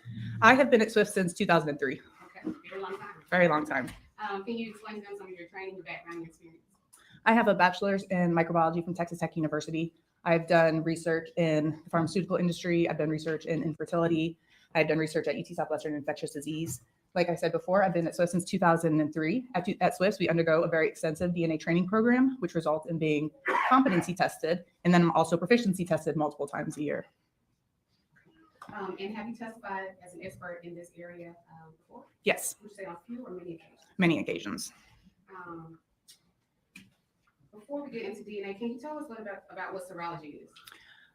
So serology, in the unit I work as, first of all, it's called Forensic Biology Unit, and we're split into serology and then DNA analysis. Serology is the screening of biological fluids. They test for seminal fluid, blood. They also take samples for where somebody might have touched or handled an item. Okay, and how does it relate to your work?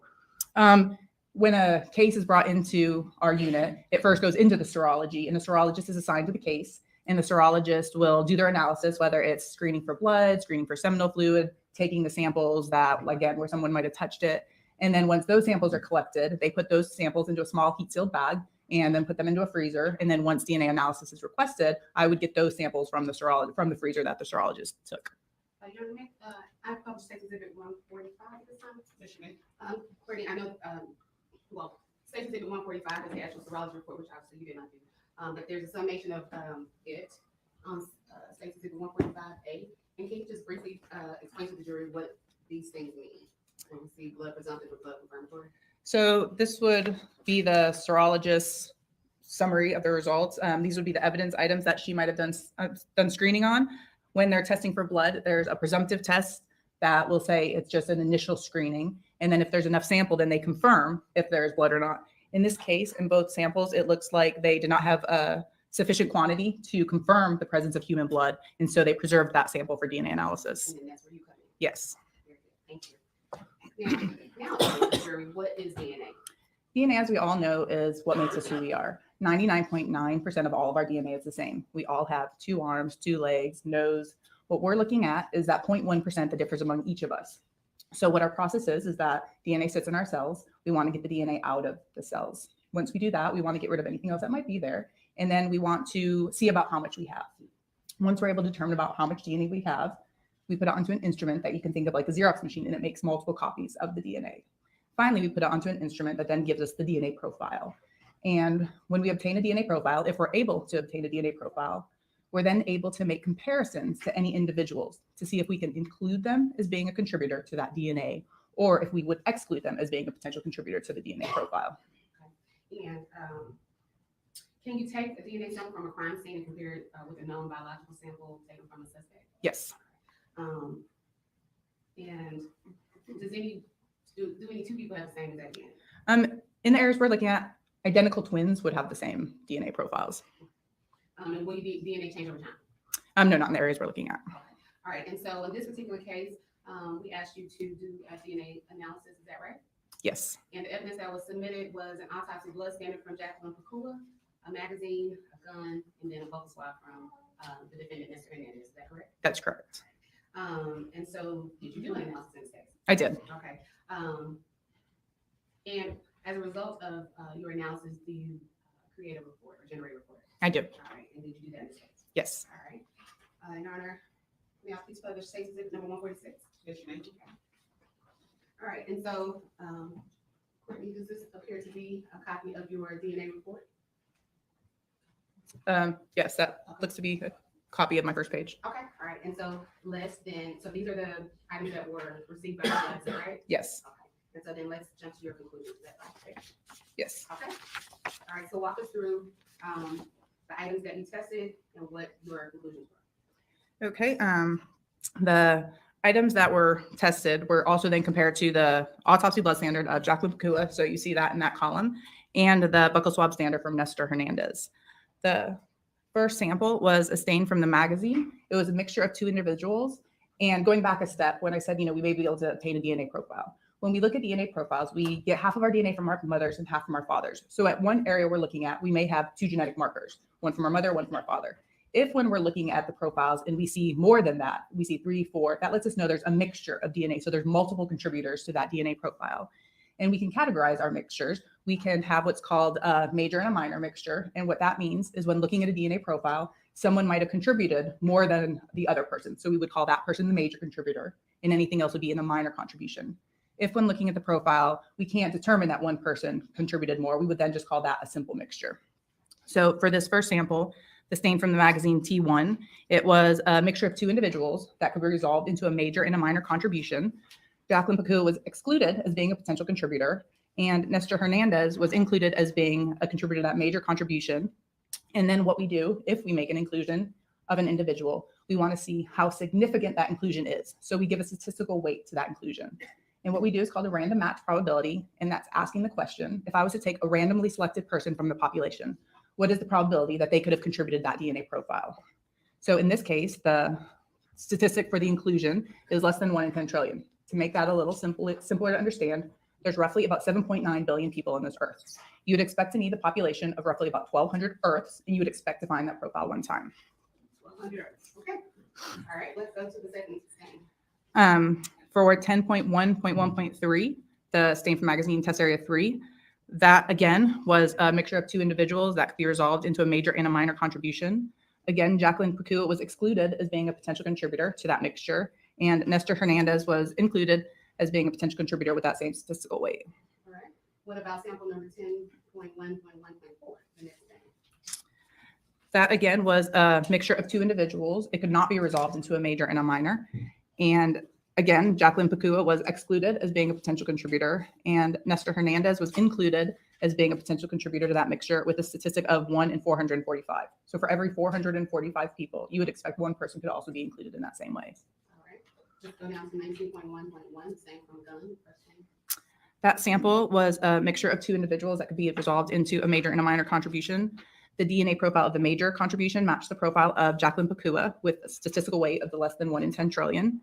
And Nestor Hernandez was included as being a potential contributor to the minor contribution with a statistical weight of 1 in 79.4 billion. So for that, again, if you had about 7.9 billion people on this earth, you would roughly need the population of about 10 Earths. All right, let's go to 19.1.2, the same thing from gun. That again was a mixture of two individuals that could be resolved into a major and a minor contribution. Jacqueline Pakua was excluded from that sample, and Nestor Hernandez was included as being a potential contributor to that major contribution with a statistical weight of that less than 1 in 10 trillion. 19.1.3. That sample was, again, mixture of two individuals.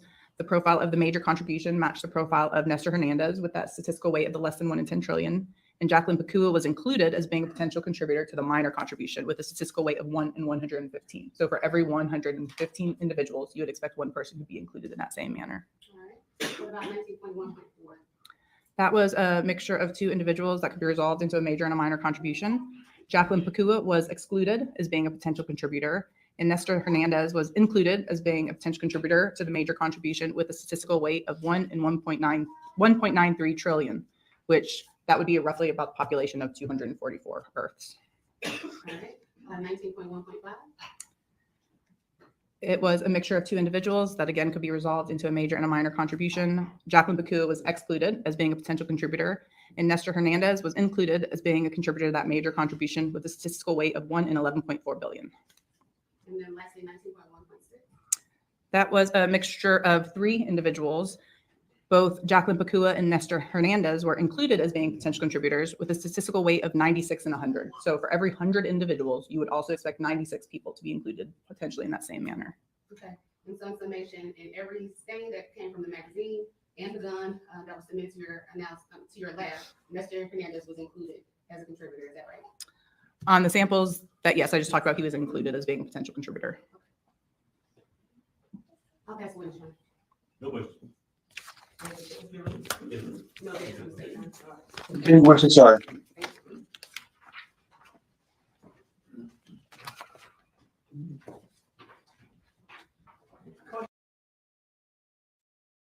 Okay, so this state calls Ankita Patel.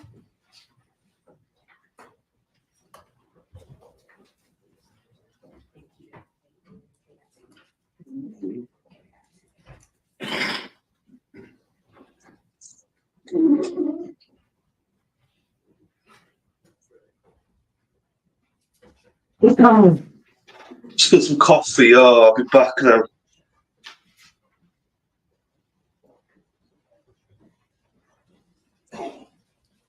You can swear that the testimony you will give will be the truth, the whole truth, and nothing but the truth to help you God. I do. Thank you.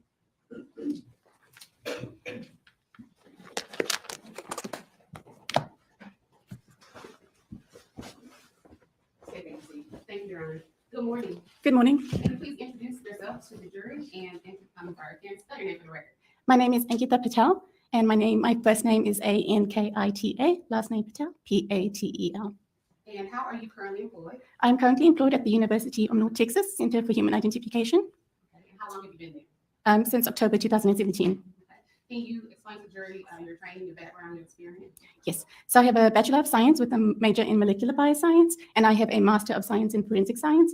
And both of these contain courses in molecular biology, genetics, as well as statistics and biochemistry. And these are the required courses for a forensic DNA analyst position. As part of my responsibility,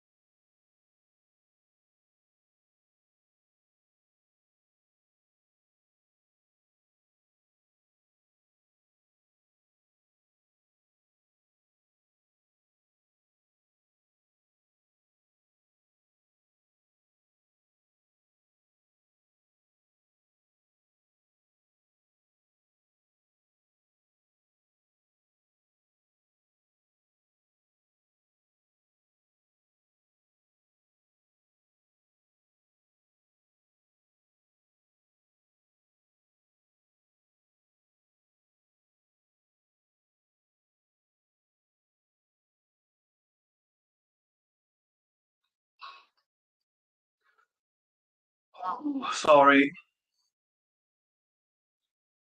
Sorry.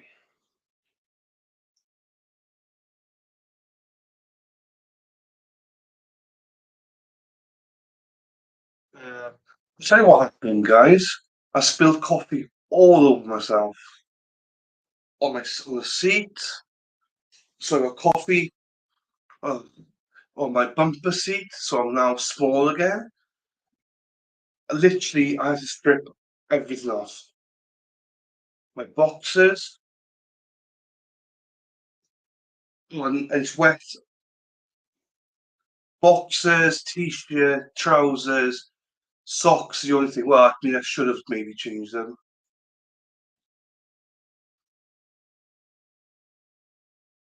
So I came back and said, "Do you want to do something?"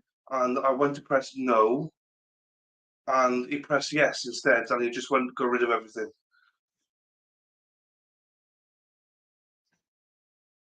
Well, let's try and see if the electric works. Still works, but I don't know where the coffee went. Genuinely, all my balls, everything.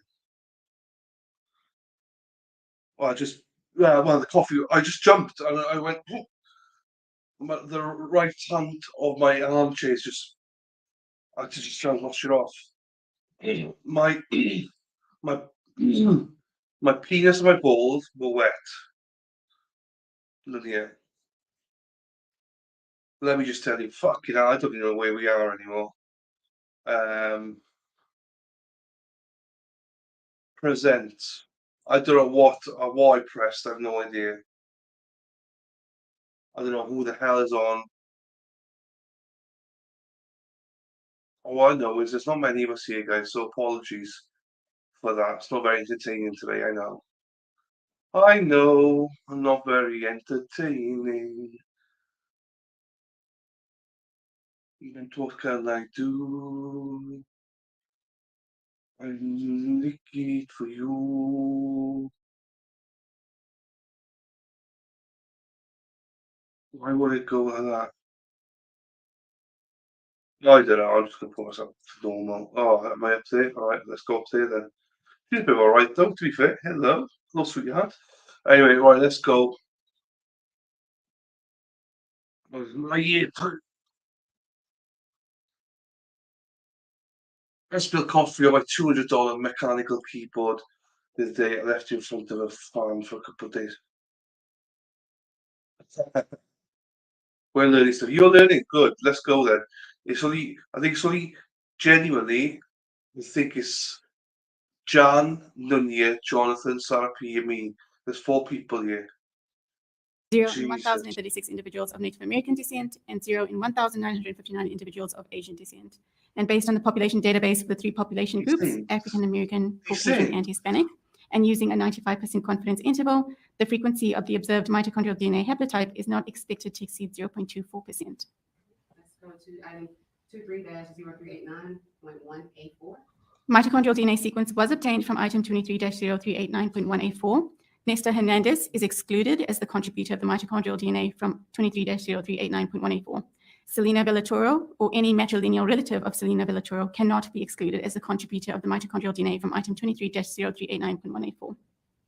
Utilizing the mitochondrial DNA population database currently available from the FBI lab, the mitochondrial DNA sequence from item 23-0389.184 has been observed as follows. 1 in 2,449 individuals of African descent, 0 in 2,609 individuals of Caucasian descent, 2 in 2,576 individuals of Hispanic descent, 0 in 1,036 individuals of Native American descent, and 0 in 1,959 individuals of Asian descent. Based on the population databases for the 3 population groups, African American, Caucasian, and Hispanic, and using a 95% confidence interval, the frequency of the observed mitochondrial DNA haplotype is not expected to exceed 0.24%. Item 23-0389.185. Mitochondrial DNA sequence was obtained from item 23-0389.185. Nestor Hernandez is excluded as the contributor of mitochondrial DNA from 23-0389.185. Selena Villatoro, or any matrilineal relative of Selena Villatoro, cannot be excluded as the contributor of mitochondrial DNA from item 23-0389.185. Utilizing the mitochondrial DNA population database currently available from the FBI lab, The mitochondrial DNA sequence from item 23-0389.1A5 has been observed as follows.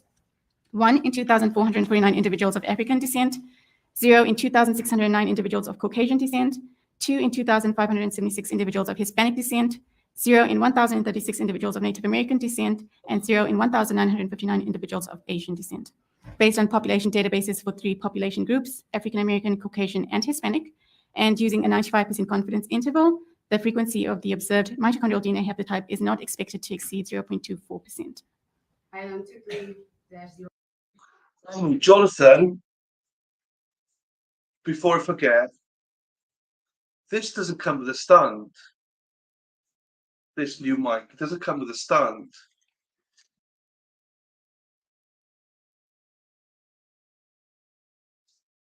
Is there any table stands I could use?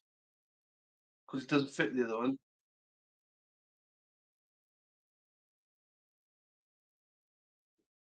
So yeah, I was just wondering if it's a generic stand I could have for table.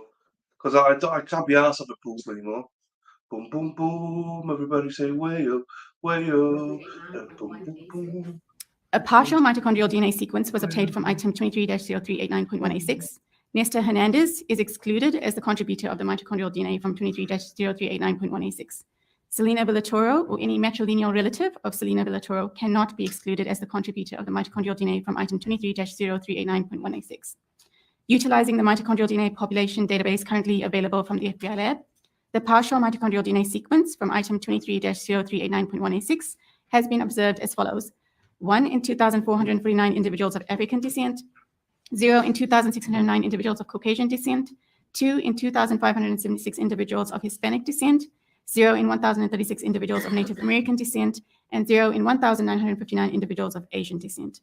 Based on population databases for 3 population groups, African American, Caucasian, and Hispanic, and using a 95% confidence interval, the frequency of the observed mitochondrial DNA haplotype is not expected to exceed 0.24%.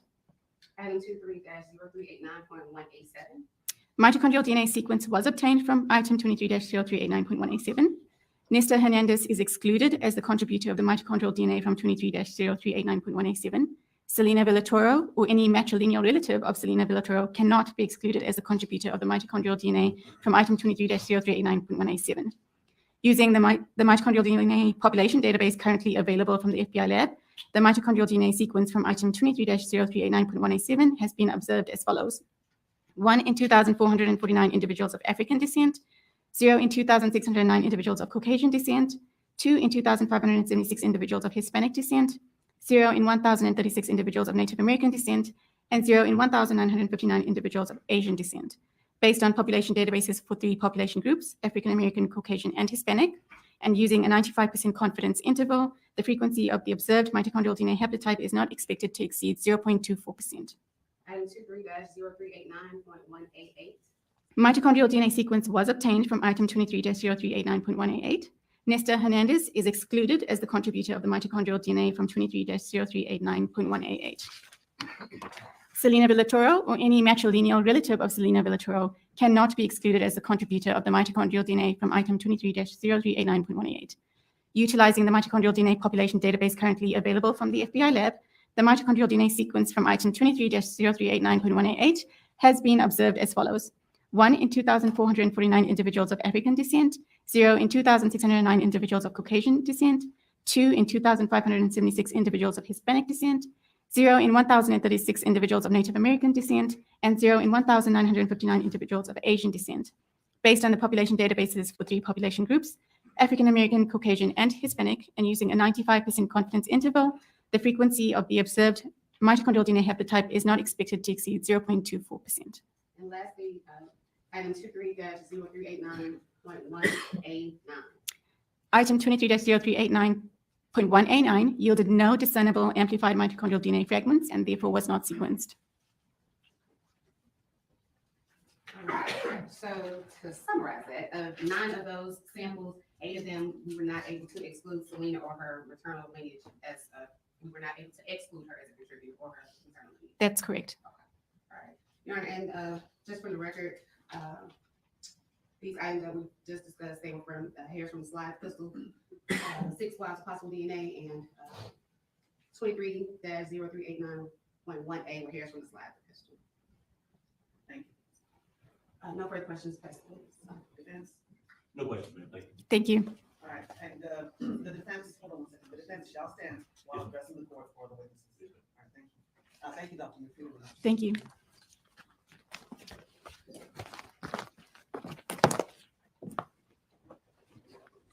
Welcome back, Emma.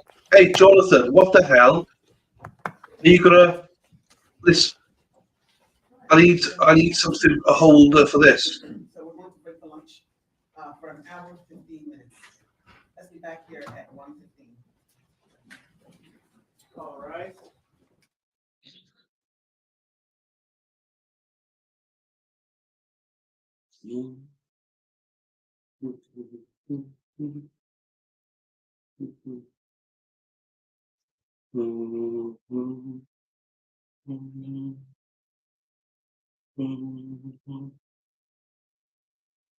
Yeah, I just don't want the boom arm.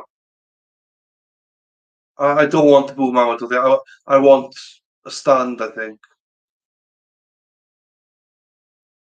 It's alright. I'll have a look now.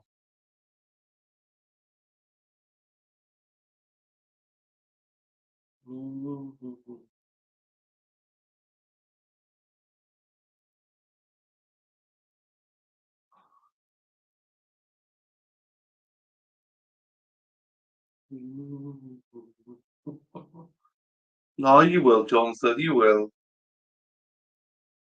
Yes,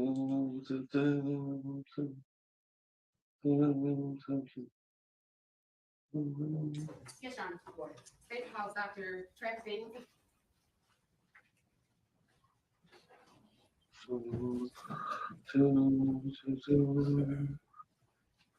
No, I just spilled coffee all over myself. Literally, you missed me naked. I did have to do a what do you call it? So I stripped off and I was washing off the coffee, and then I just sort of thought, going, oh, is my camera on? Thank God it was off. I thought I turned it off.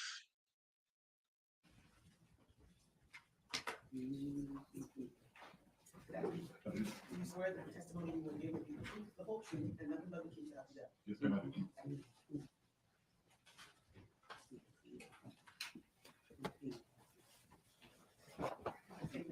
Thank you, Your Honor. Good afternoon. Good afternoon. Could you please introduce yourself to the jury and spell your name for the record? Yes, my name is Travis Danielson, TravisDanielsen. And what do you do for that? I'm currently a medical examiner. I work for Dallas County Medical Examiner's Office, which is part of the Southwestern Institute of Forensic Sciences. How long have you done that? About almost a year and a half, I think. What did you do before that?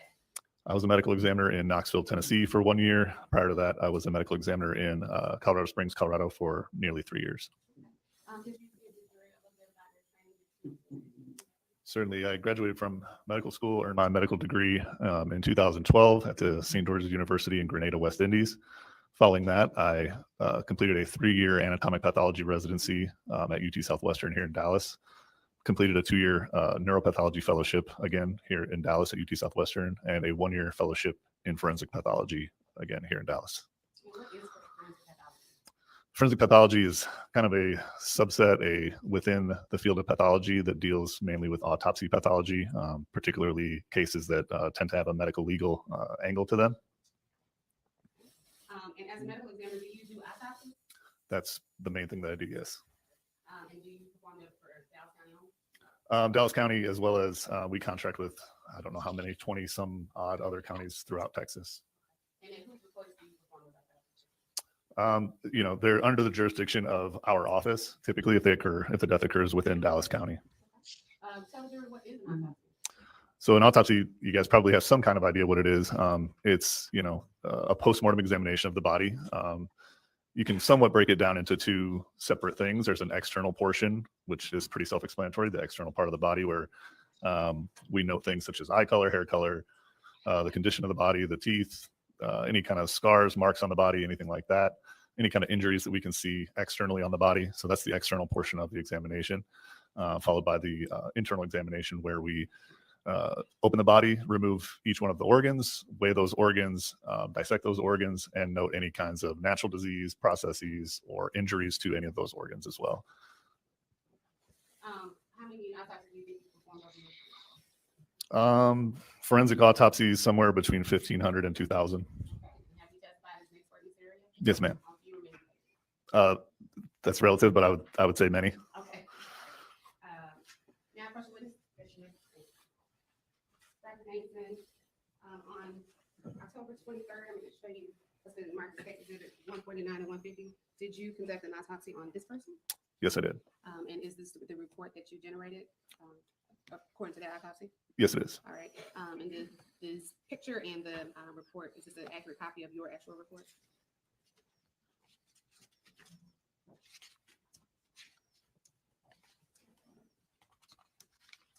Yes, it is. Okay. And did you take this photograph? Yes, I did. Okay. Your Honor, at this time, State Office Take Exhibit 149 and 150 for all purposes. Okay. Exhibits 149 and 150 are admitted for all purposes. Also, Dr. Danielson, while I'm up here, I'll show you what's been marked as State Exhibits 151 through 162. Can you take a look at these and tell me what they are? These are photographs taken by myself during the autopsy. Do they fairly and accurately depict the condition of the body at the time of the autopsy? Yes, they do. One is a photograph of an x-ray that was done during the autopsy, and one is a diagram that I completed following the autopsy, but the remainder are photographs from the autopsy itself. Did there appear to be any deletions or changes or anything like that? No, ma'am. Your Honor, at this time, State Office Take Exhibit 151 through 162 for all purposes.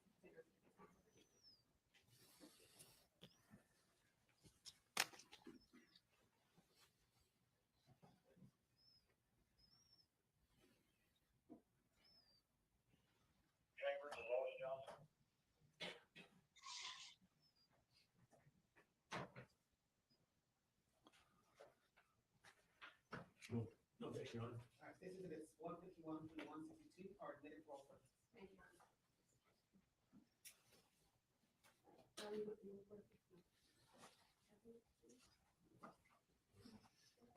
Dr. Gaines, do you have a report up there with you? I believe this is the report I brought with me. You're welcome to it. I have an extra copy. Thank you, bro.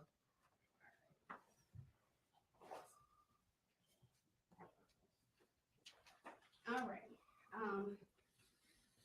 Just for identification purposes, Your Honor, permission to publish State Exhibits 149 through 162. Yes, Your Honor. Thank you. On State Exhibit 150, is this the identification? Oh,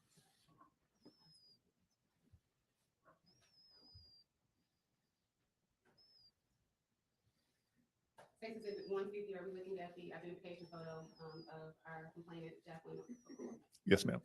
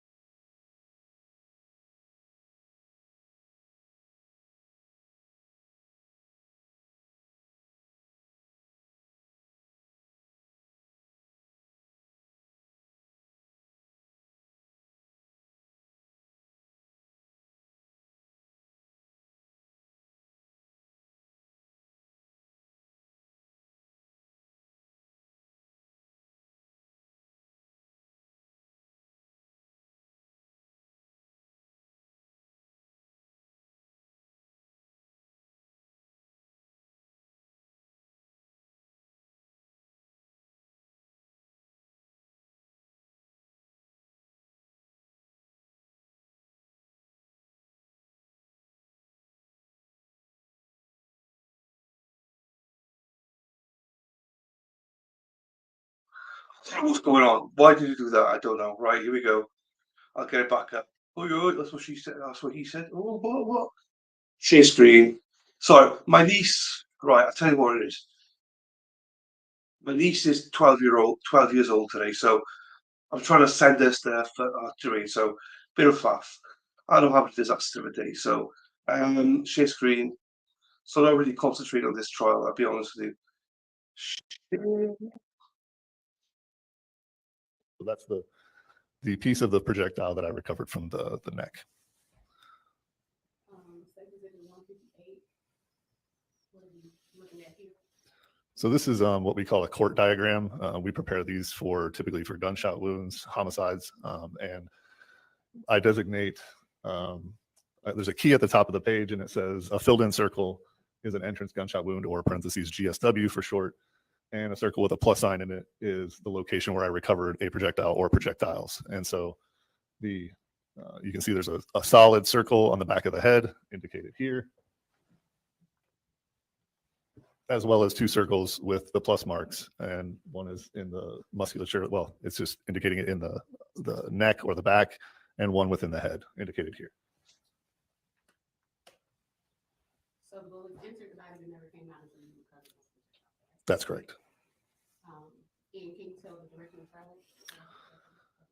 So typically I describe the direction in 3 dimensions, how it passes through the body. This one is more difficult because this bullet essentially splits into 2 pieces, but the general direction is from the back to the front. State Exhibit 159 is one of the projectiles that you recovered. Yes, so this is the projectile from the upper back / neck that I've indicated on that envelope. Yes. State Exhibit 160. And I typically try to do this if the sides look different. And so I flip that larger piece over to show you that it's really flattened. And so this is clearly a projectile that's broken during its path. State Exhibit 161. And so this is the other, essentially half of the bullet that was recovered from the brain. And I've indicated that as the R, or right frontal lobe. So from the brain itself. State Exhibit 162, that was the other side of that. Exactly. I flipped it over to show the other side. It's the same projectile fragment from the brain. May I approach the witness? You may. I'm showing you what's already been admitted at State Exhibits 177 and 178. Do these contain those exact projectiles that we just discussed? State Exhibit 161 and 162? Yes, I do. And these are the ones that you recovered yourself? As long as they have not been opened, yes. They have not. Dr. Dennison, this type of injury would death have been immediate? There's nothing from a forensic pathology anatomic standpoint that I can say that it's an instantaneous death. There's very few things that will cause an instantaneous death. And this doesn't have any of those features, so it would not be instantaneous. Would someone be able to survive this? No, I don't believe so. Now, as part of your examination, do you do toxicology? Yes, we collect specimens, blood, urine if it's available, and vitreous fluid, which is the fluid within the eye. We collect those specimens during the autopsy and we send those to our toxicology lab. It can have implications beyond the scope of this conversation. Individuals who don't have injuries such as this can die as a result of drugs they may or may not have taken. May I cover State Exhibit 149? Yes, you may.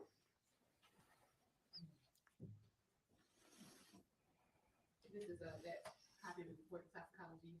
And what was the result of the toxicology? Her toxicology analysis was essentially negative. No substances whatsoever were detected by our toxicology lab. Now, based upon this autopsy, let's just go through your findings first, and then we will go to the last couple of questions. So the entrance here, which back of the head is according to your report. Correct. So the last page of our report, we call it findings, and we just summarize the main findings. All right, will you summarize those for us? Yeah, so again, the entrance is on the back of the head. The path of the bullet, it perforates the skin. The subcutaneous tissue, so that's a fancy word for just the tissue under the skin. Part of the bullet penetrates the muscle of the mid posterior neck.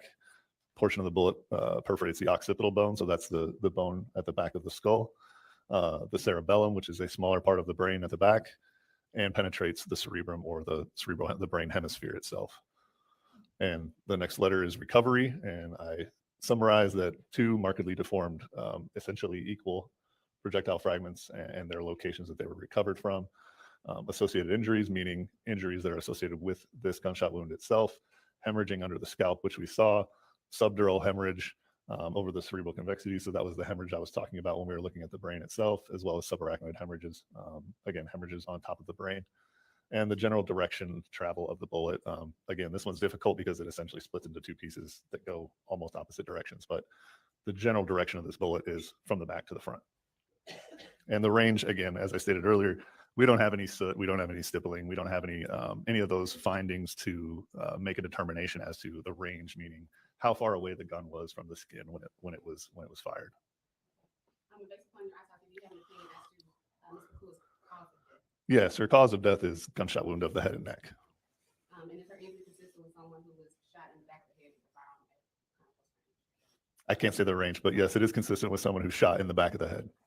And you also were able to make an opinion as to the manner of death? Yes, the manner of death is homicide. That's the death of a person caused by the actions of another person. No further questions, Your Honor. Dr. Danielson, on the, just want to touch briefly on something you just touched on. The range of fire from this. Can you tell the jury what you look for in trying to determine the range of fire? Right. So I think glazed over it a little bit. The things that we look for are soot deposition. So that's stuff that comes out of the end of the bullet, the end of the gun. We look for stippling. So that's kind of unburnt pieces of gunpowder that can hit the skin and cause an abrasion or a scrape type injury. Those things aren't present here. We also look and see if there's evidence of a muzzle stamp. So that's typically seen if the gun is in contact with the skin. There can be an injury or Nancy. the shape of the muzzle of the gun. So none of those things are here. And so I can't say that this is a contact gunshot wound. I can't say that it's a close range gunshot wound. I can't say that it's a medium gunshot range. And so therefore indeterminate is the de facto range in this case. Okay, and when you're talking about, you split it up into near, medium, or contact. The contact wound, obviously, it's not a contact. Right. So I typically separate it into contact, touching the skin, close range, and medium range. And when you talk about close range, what is in your definition would constitute a close range injury? Close range, to me, would have to show soot and stippling on the skin around the defect. So close to me is not contact.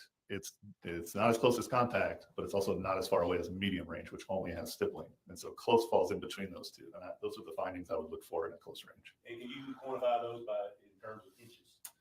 So we can speak in general terms about that. Typically, I have to give a disclaimer that those are general terms.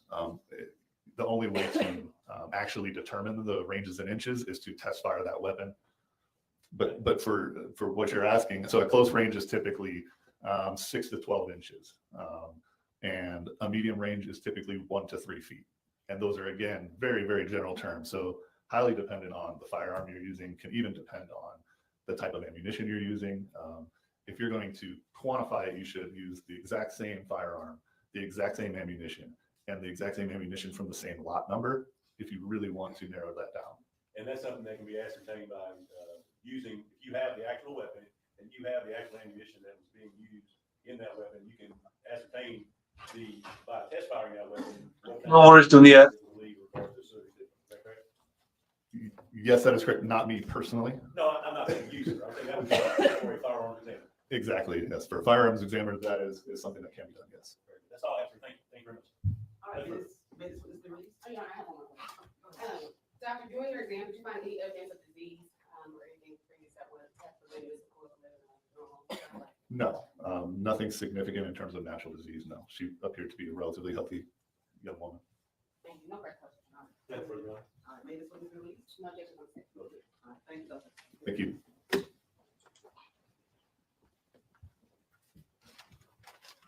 Oh, okay, thank you, Sherry.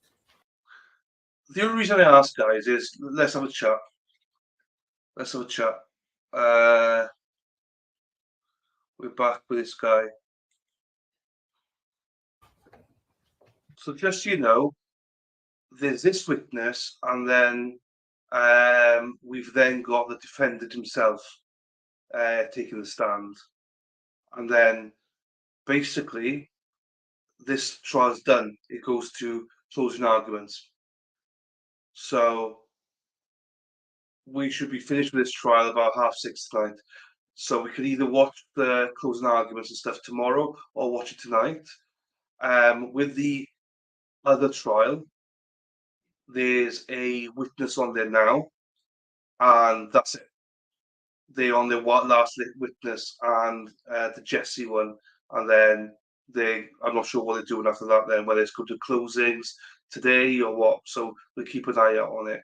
So we might even finish this trial today. We'll see. We'll play by ear. So this trial's over today, Nunia. Just we'll be on verdict watch for this trial today, and it depends tomorrow whether Jesse's one they do close an argument tonight or not, or whether they go into tomorrow. That's why I was asking if there's court tomorrow. So both trials could be done tonight, and both could be in verdict watch. So. Okay, you raise your right hand for me. Do you swear that the testimony you will give will be the truth, the whole truth, and nothing but the truth, so help you God? Hey.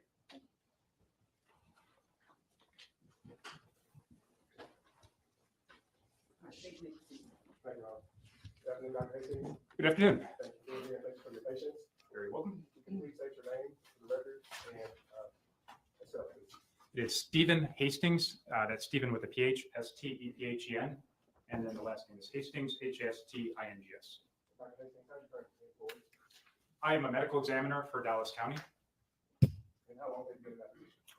I did my fellowship in 2014 to 2015. Fellowship is a one-year training program, and I've been a full-time medical examiner since 2015. Can you please talk to the jury about your education, training, and experience? Yes. So after high school, I did undergraduate studies at Indiana University. I earned a Bachelor of Science in Biology. After that, I completed medical school at Indiana University and earned an MD degree. After that, I did 4 years in the study of anatomic and clinical pathology at the University of Pittsburgh Medical Center. Anatomic and clinical pathology is the study of disease and how it affects the human body. And then after that, I did a one-year fellowship in Dallas in forensic pathology that I previously mentioned. Dr. Hastings, let me take you to the date of October 23rd, 2022, at approximately 7:15 a.m. Did you have the occasion to perform an autopsy on the deceased by the name of Kate Flowers? Yes, I did. And during the course of your autopsy, did you take several photographs? I did. And after you complete the autopsy, did you complete an autopsy report? Yes. Mr. First Witness, Sharp. You may. All right, Hastings, I'll show you what's been marked. State exhibit number 163. This appears to be the autopsy report that you completed in this case.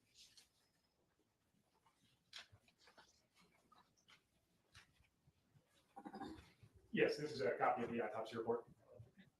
Also, anyone want to show you what's been previously admitted for record purposes only at this point? State exhibit number 164 is here to be the identification photo of Kate Flowers. Yes, it is. Finally, I'm going to show you what's been marked as state exhibits 165 to 172. These appear to be photographs that you took during the course of your autopsy of Kate Flowers. Yes, there are photographs as well as one X-ray taken at the time of autopsy. And these all fairly accurately depict the deceased at the time that you conducted this autopsy. Yes. This time around, the state's going to offer state exhibits 163 and 172 for all purposes. Do that over there. State exhibits 163 through 172 are admitted for all purposes. Mr. Post, the jury on. You may. All right, Dr. Hastings, we've already heard about the generalities of autopsy, so we'll jump right into this particular one, okay? All right. If you could talk about the internal examination. Well, let me ask you this first of all. How old was the decedent at the time of her death? 63 years old. And what was her date of birth? The date of birth was August 2nd of 1959. Okay. Go ahead and describe your external examination in this case. So the beginning, the external involves the general description of the decedent, height and weight, things of that nature, hair color. There was some therapy that the hospital had attempted to do, unfortunately unsuccessfully, to try and resuscitate her from her injuries. And then she had the gunshot wound of the head. Would you like me to get into that description now? Yeah, let's go ahead and talk about evidence of therapy first.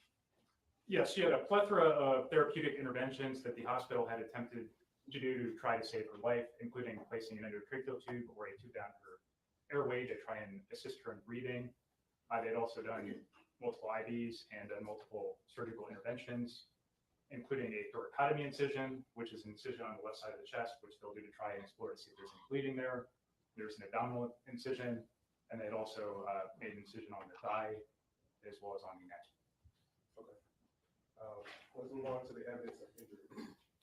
So she had one gunshot wound. There was a gunshot entrance wound involving the left side of her face. Associated with that gunshot wound, there's what was called stippling on the skin. Stippling is important because it can help us determine the range of fire. So if the muzzle of the firearm is close to the skin, it can deposit gunpowder particles on the skin, which can produce these red dot-like structures or lesions on the skin called stippling. So typically, in order to get an exact determination of the range, you'd have to test the specific gun with the specific type of ammunition.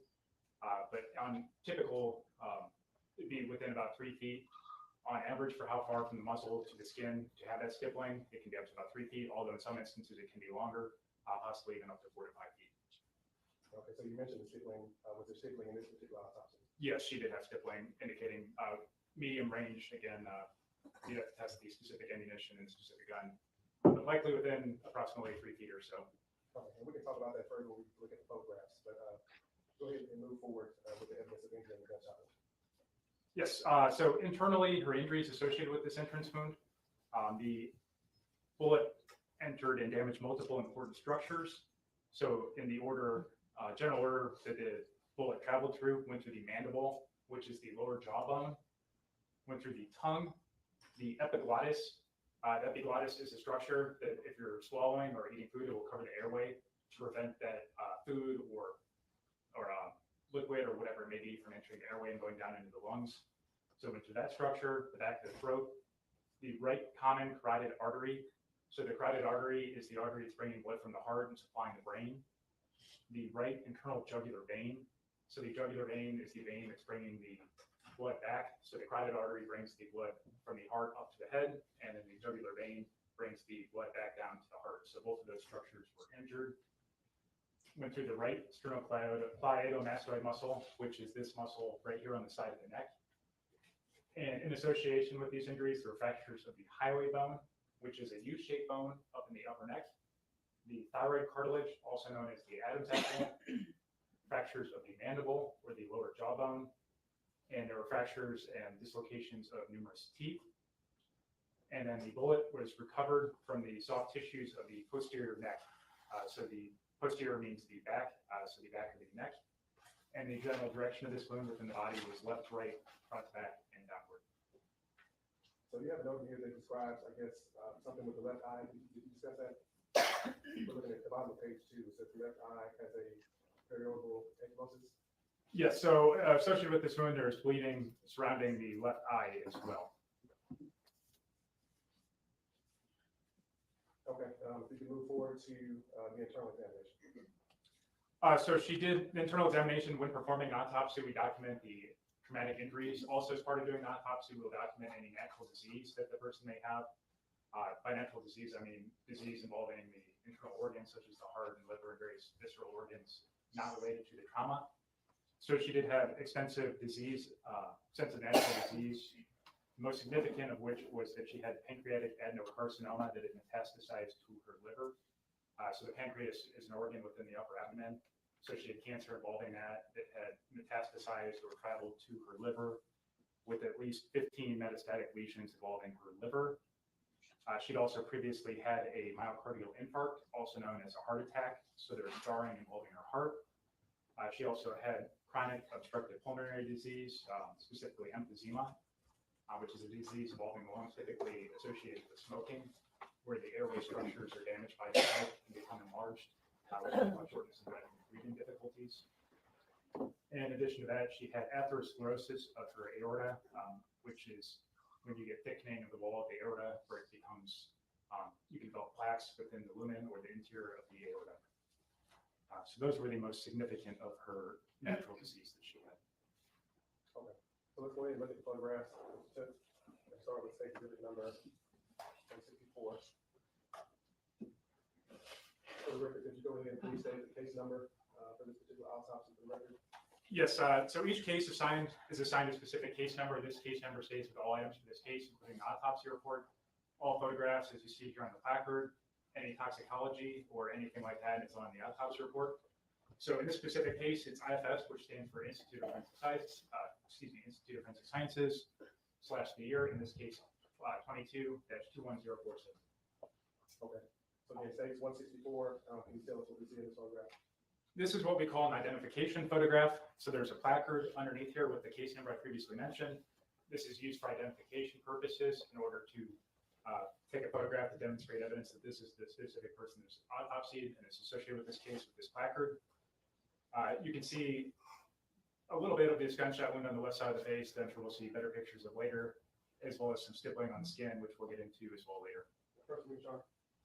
Yes. So as you're describing this, doctor, if you wouldn't mind, Oh, certainly. for purposes of the jury, pointing to the injuries that you're describing. Say it's 165. This is what is called an as-is photograph. So this is a photograph of the body. Once I open the body bag, I've not made any manipulations to the body. I've not removed any of the evidence or the therapy from the hospital. So if you're looking at the photograph, you can see this endotracheal tube that I previously described. That's the tube. It's coming out of the mouth. It's used for breathing. You can see these envelopes on the hands, which are an attempt to try and preserve gunshot residue for gunshot residue analysis. And there's various tubes coming from the body that were placed by the hospital. It's 166. And this is another photograph of the lower body. Again, you see all these tubes that are coming from various places, including the chest and bladder with collection receptacles overlying present between the legs. It's 167. And let me just, before you answer, I'll say for the record that in respect for the decedent, you have covered the private parts. So this is the body after some of the therapy was removed. So this is that, you can see the identification number on the placard as well. This is after the clothing has been removed, so we can see where the specific injuries are. It's 168. So here we're getting into the gunshot entrance wound. So here you can see this round defect here is the gunshot entrance wound. So typically gunshot entrance wounds are round and have what's called a marginal abrasion. So you see this red circumferential ring around the gunshot wound consistent with the gunshot entrance wound. I previously mentioned the stippling, which are the red dot-like lesions that you see on the skin. You can see all these little red dots with hemorrhage around them, which are consistent with stippling, including extending on the left side of the face here and extending onto the neck as well. And so you kind of see in this photograph towards the right side of the neck, a large area of stitching. Yes, I previously mentioned they've done an incision here, possibly looking for traumatic injury, and there's a large amount of associated hemorrhage here. The bullet is on the right side of the neck, so the back, the right side of the neck in this area. So her face is overlying where the bullet would be, but if you imagine the back of the neck over here in this region, here would be where the bullet is, and there's a large amount of hemorrhage all surrounding that area. There's 169. And this is another photograph. Again, this is depicting some of the stippling again. The gunshot entrance wound is down here. And then again, all these dot-like lesions here represent stippling from gunshot residue strike or gunshot the powder striking the skin. So Dr. Hastings, during the course of our meeting in preparation for this trial, you had the opportunity to watch a body cam from a police officer who was there at the time of the shooting of the victim. Is that correct? Yes, correct. Based upon what you saw in that video, is that consistent with the stippling that we see here on the victim's face? I couldn't definitively see how far away, based on just the video, from the muzzle of the weapon that the was that she was in a darker room, but it could be consistent with that. Again, I mentioned that generally it's within about 3 feet, but you have to test a specific gun with ammunition, and in some cases it can extend out further than 3 feet. Say 170. And again, you're seeing even on the eye, you can see some stippling here, so indicating the eye was open when the powder struck the eyeball itself, as well as the lower eyelid there. Say 171. What is this depicting? This is an internal photograph, so I hope orient you. The head would be up here, the legs are extending down here. So this, when we make the incision, we make an incision, Y-shaped incision on the body. The chest skin is reflected upwards into the neck towards the face. So this is the skin that's been reflected upwards. And this is the carotid artery here. Normally the whole carotid artery should all be intact like this. You can see where the carotid artery is injured. And normally the tissue should be a little bit more like this color. kind of a pale tan to pink color. All of this purple discoloration here is all hemorrhage associated with the injury, where the blood is pouring out of this artery into all the surrounding soft tissues, which are all damaged as well. Final text 172. And then here's an X-ray. We take X-rays at the time of autopsy in order to determine where bullets are and to make sure we recover all those bullets. As I mentioned, the bullet is in the posterior right side of the neck. So here is towards the very upper right side of the back where it meets the neck. You can see the bullet right here on the X-ray, and I did recover that bullet during the autopsy. Mrs. Approach, You may.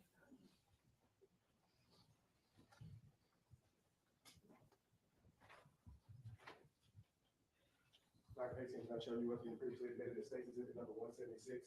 This appears to be the projectile that you recovered from the course of your autopsy in 8 hours. Yes, this is the projectile, and this is my handwriting on the envelope, and it is sealed here as well.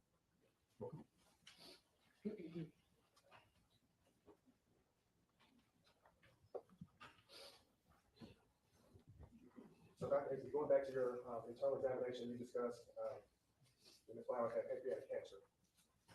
Yes, Did that have any effect on her cause of death? it did not. Based upon your autopsy and your expertise, what is your opinion of the cause of death in this particular case? The cause of death was gunshot wound of the head into the neck. And what was your conclusion as to the manner of death? Homicide.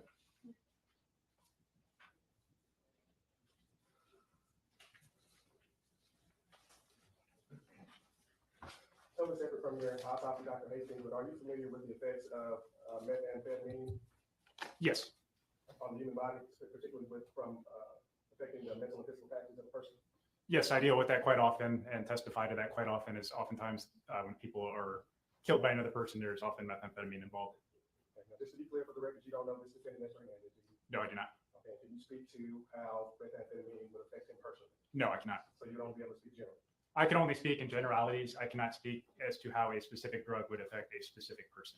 But based on what you know about the effects of methamphetamine, can you describe to the jury how that would affect somebody in general? So in general, people use methamphetamine because it's a stimulant. It can cause euphoria. In other words, make people feel good or feel high. Physiologically, it can cause tachycardia or rapid heartbeat, hypertension, also known as high blood pressure.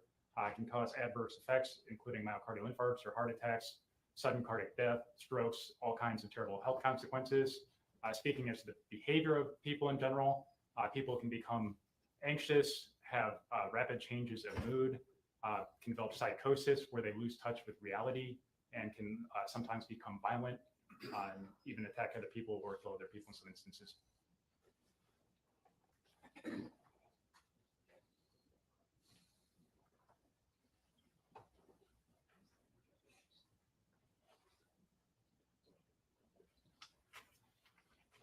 Let me ask you this, Dr. Hastings, with regard to the injuries that Ms. Flowers suffered, can somebody survive those kind of injuries?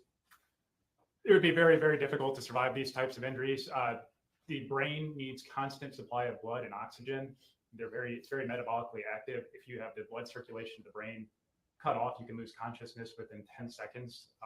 So when you have these injuries to the carotid and the carotid artery, which is supplying the blood to the brain, that's a very, very serious injury that's rapidly lethal. And then the jugular vein as well, which is bringing all the blood back.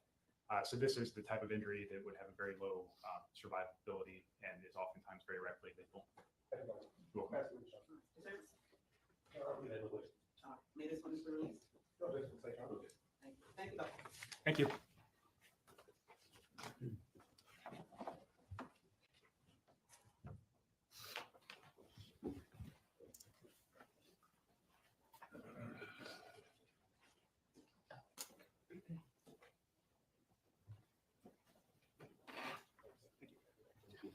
Call your next one. At this time, the state is going to offer State Exhibit number 139, as well as State Exhibit number 148, State 139 on the medical records. Thanks, Kim. Mr. Hernandez, State Exhibit number 148 on the medical records of one victim, in this case, Katie Flowers. They are both from Methodist Hospital. They are also both accompanied by a previous records affidavit by the custodian of records, Jamie Estrada, from Methodist Dallas Medical Center. These records have been on file with the court at least 20 days prior to trial and were also previously tendered in discovery to the defense. All right. State Exhibits 139 and 148 are admitted Permission to publish and summarize for the jury. Your Honor. Yes, you may. Thank you.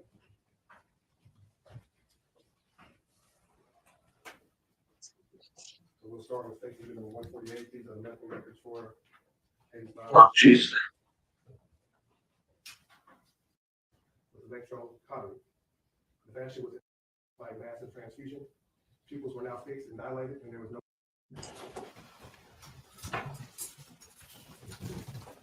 Right, hang on there.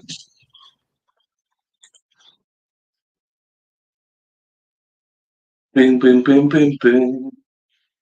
Bing, bing, bing, bing. Bing, bing, bing, bing, bing, bing. Bing, bing, bing, bing, bing, bing.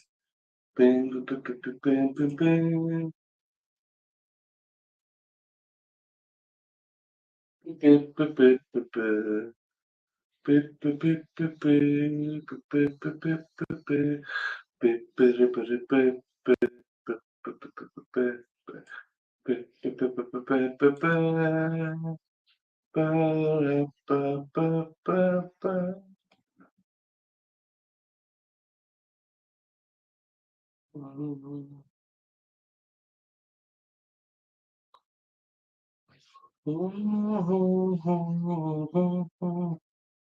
You know, does teach us how to reel in the crazy? Oh, I'm not sure about that. Talk about crazy. Jonathan's here. Whee! Self-soothe. Right, here we go. Listen up now. This is defendant.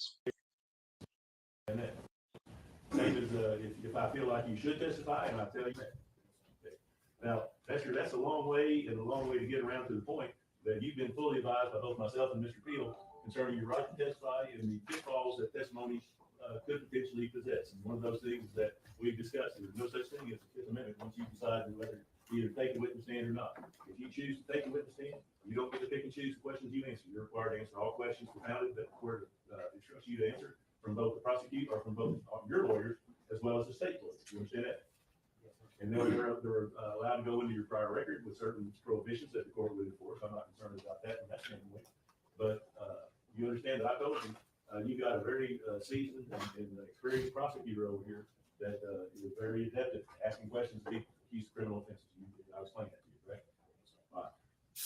Bottom line, this is your case. It's not our case. We have given you advice as to what we think. Well, our advice is not really important at this point in time. The only question is right now, do you wish to take the stand in your defense? Okay, and understanding all the caveats that I've explained to you here in open court, you understanding everything about it, you're telling this court that you wish to testify and you wish for me to call you as a witness when the jury comes back in this court. And that's all I have. All right, thank you, Mr. Hernandez. You'd like to understand your attorney's explanation, correct? You understand that when you do take the stand, you will be treated like any other witness. You'll be subject to cross-examination, the whole, everything else. You understand? And knowing all that, you want to testify, is that right? All right. Okay, let's look at the jury. How do you want to do it as far as we have to take the stand before a big jury? That's correct. Hold on one second. All right.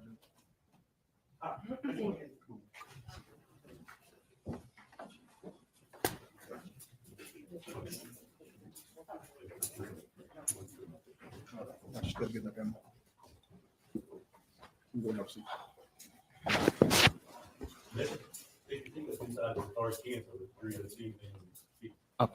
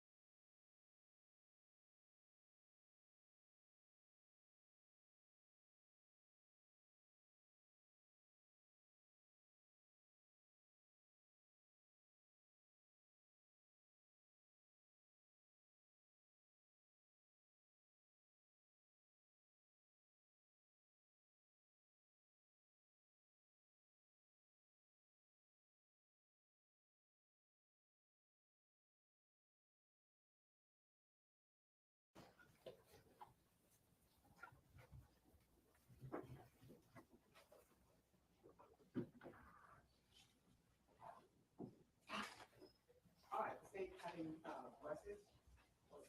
Who's called Nestor Hernandez? You know, that's he sworn in front of the jury. I believe he's been I'm sorry. I'm not front of the jury. No, you instruct panel, he has the place. Emma, don't go back at all. You've missed nothing. Literally, this is an absolute waste of time. This is probably the most interesting thing today. Everything else is about, yeah, he used a gun to shoot him. Yeah, it was her DNA. Like, we all know this. Like, what a waste of time. Now is the important bit. Will you state your name, please? Nestor Hernandez, Nestor, how old person are you? 31. 31 years old? Yes, sir. And can you tell this jury where you were born? United States. I mean, what city? Dallas, Texas. Okay, and where were you raised? Dallas, Texas. Okay. Did you go to school here in the Dallas area? Yes, sir. Okay, and did you attend high school here for at least a time in the Dallas area? Yes, sir. And what high school was that? WTY High School. Nestor, I'm having a little bit of trouble here. I want you to speak up because I want the jury to make sure they hear everything you have to say.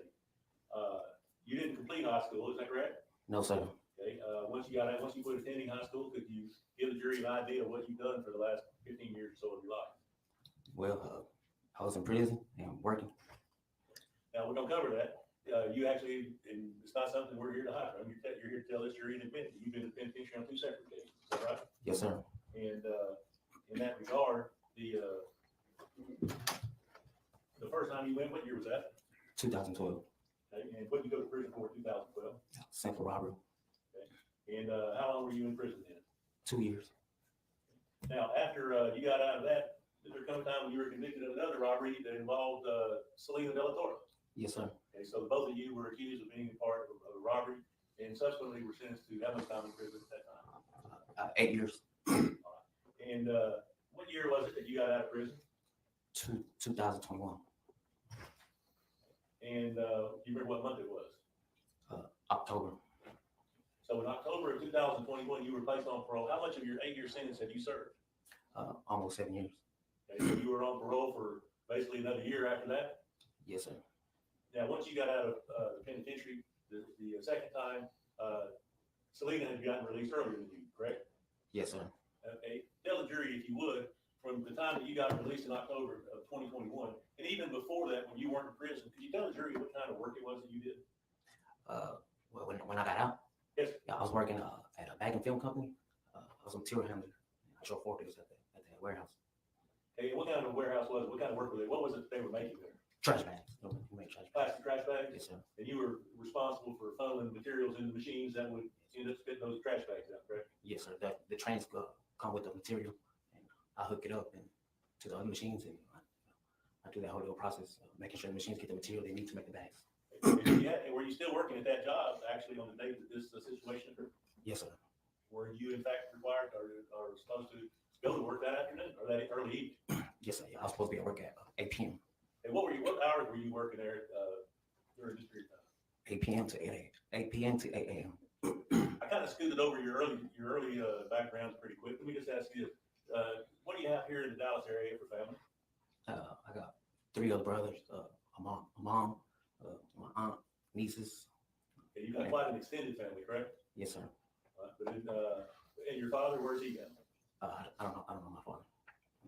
Now, Nestor, I want to talk a little bit about it. Could you tell this jury, would you describe for them how you and Selena rekindled your romance or your relationship after you were released in prison in October of 21? Well, she texted me on Facebook. To be honest, like in order, she wanted to know where I was living at. She was like, "Where do you live at?" Just background, I asked you this. And so, about a month and a half, I finally I made up with her. I didn't show her where I lived, but I showed it was a DMV. I gave her that address. I told her we were there. And that's where. Okay, were you interested in rekindling this relationship, or you sound like you were somewhat hesitant once you got released? No, I was hesitant. What was the reason why you were hesitant? Because she wasn't there whenever she got out. She got out, and she wrote me a couple times and put money a little bit there, but she disappeared. So, And subsequent to all that, you guys did end up getting back together, correct? yes, sir. And was that relationship somewhat volatile, or was it peaceful? And would you describe it as peaceful and loving, or would you describe it as acts of peaceful loving and acts of It wasn't a good relationship. It was a rocky relationship. and then sometime in the early part of 2022, you found out that she was pregnant, correct? Yes, sir. Can you tell the jury what your thoughts were when you found out that she was pregnant? I wasn't ready. I wasn't ready to have it. I've only been out 3 months. I was still looking for work at that time. I was on house arrest. So, Explain that for me, if you would. You said you were on house arrest. What does that mean? It means I can't come out the house. Okay, so when you got out of the penitentiary, you were placed on parole, put on house arrest, which means that unless you were working, you were not really even allowed to leave your home, correct? No, sir. And then you, when you said no, I mean, is that a correct statement?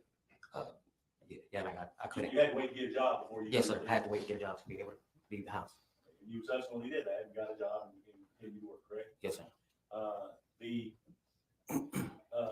In the months that she was pregnant, leading up to the actual her giving birth to your child, did things stay rocky throughout that period?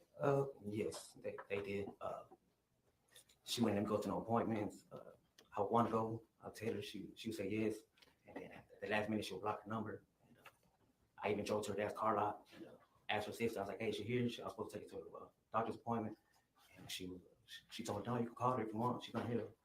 And so I told her I couldn't call her because she blocked me. So, and she was like, "Well, I don't know about no appointment." So, I mean, Did you believe that she was faithful to you during this period of time? no, sir. I'm sorry? No, sir. She wasn't. I know for a fact she wasn't. And so this relationship continued up until October 2022.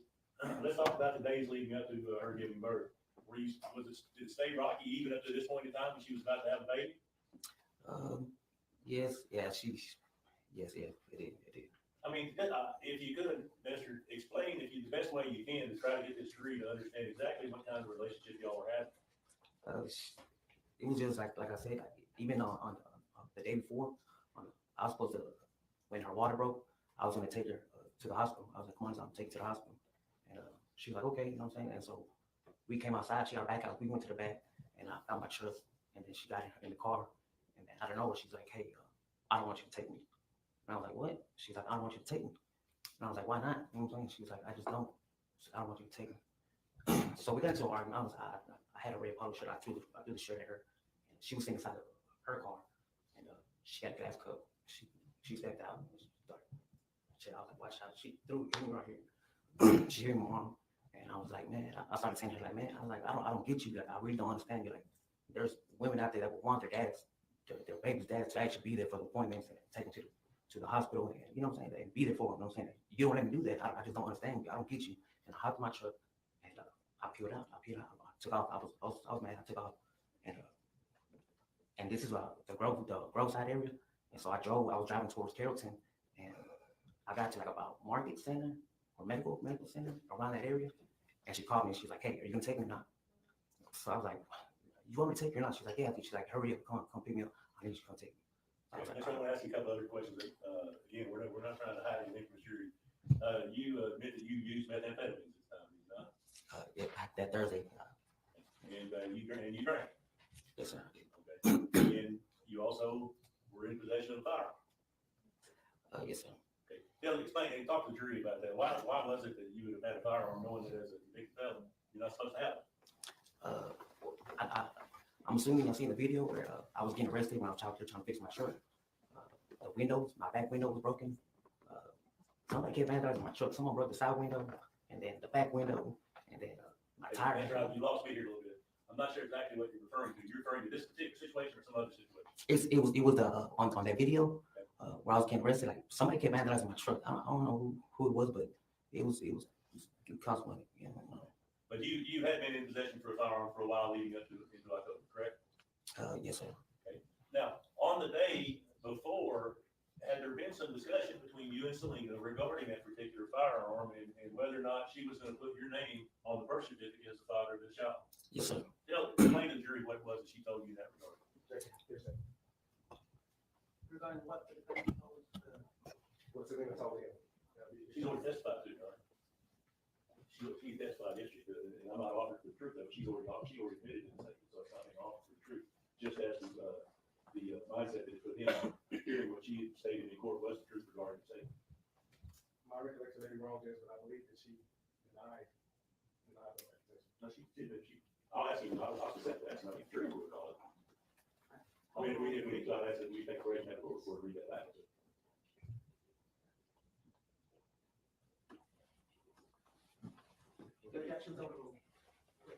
So the day before that, there was a conversation between you and Selena regarding her admitting or putting your name on the birth certificate, correct? Yes, sir. And how did that tie into this particular firearm? She wanted me to get rid of the pistol. We were in the parking lot at Dickies. She wanted to make a table before I took it to the hospital. She was hungry. And I was like, hey, you're going to give him my last name? And she was like, I don't know, maybe I still want to give him my dad's last name. I was like, why you want to give me your dad's last name? I said, you're supposed to have my last name. And she was like, well, get rid of the pistol. You know what I'm saying? If you get rid of the pistol, I'll do it. And I was like, bet. And she was like, for real? And I was like, yeah, I really don't need it. You know what I'm saying? I was like, I don't need it. And she was like, okay. You know what I'm saying? And she's like, well, throw it. And I was like, why throw it when I could just say it? You know, I was like, I'll just get rid of it. And she was like, are you ready? I was like, yeah, you know what I'm saying? So I was like, good watch. And I keep the gun and a box of bullets with me in the truck. And I was like, look, she had a bag. And so I placed it in the bag. I was like, look, I don't need it. I placed it in her bag. She had a makeup bag. I was like, I don't need it. I don't want it. You know what I'm saying? I said, well, as soon as I get it sold, I'm going to set it. And she was like, okay. And after that, I took it to Methodist Hospital. Okay, so at that point in time, when you had the conversation before going to the hospital, day before the birth, correct? Yes, sir. She basically gave you the ultimatum, you get rid of the gun or your name's not going to be attached to your job. Yes, sir. Now, in all honesty, Esther, did you have some questions in your mind as to whether that baby was in fact yours?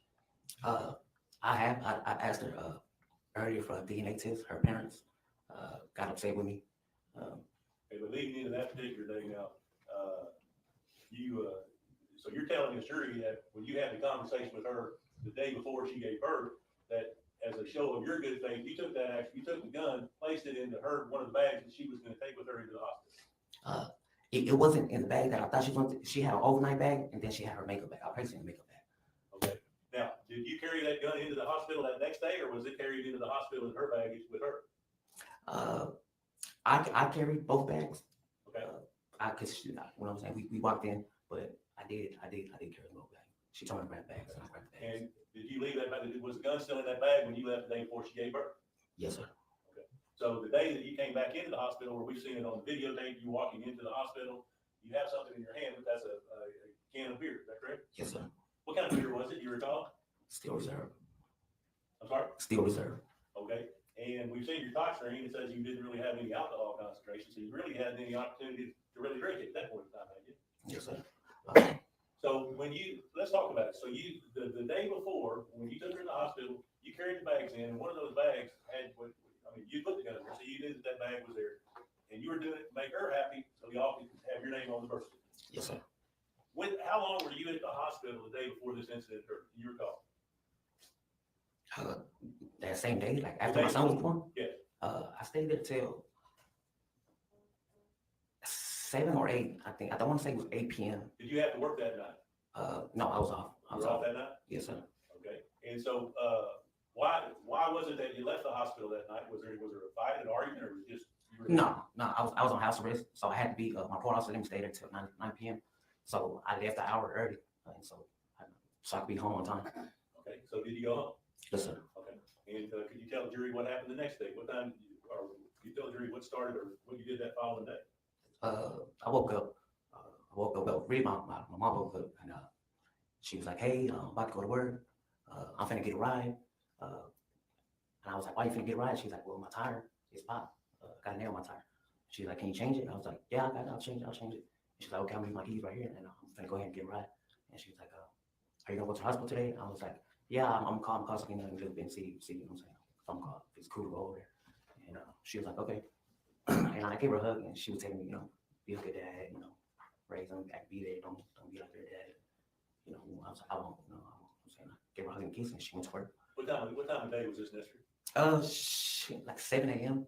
7, yeah, she has to be at work at 8 in the morning. And what did you do following that? Well, I went outside. No, I didn't go outside.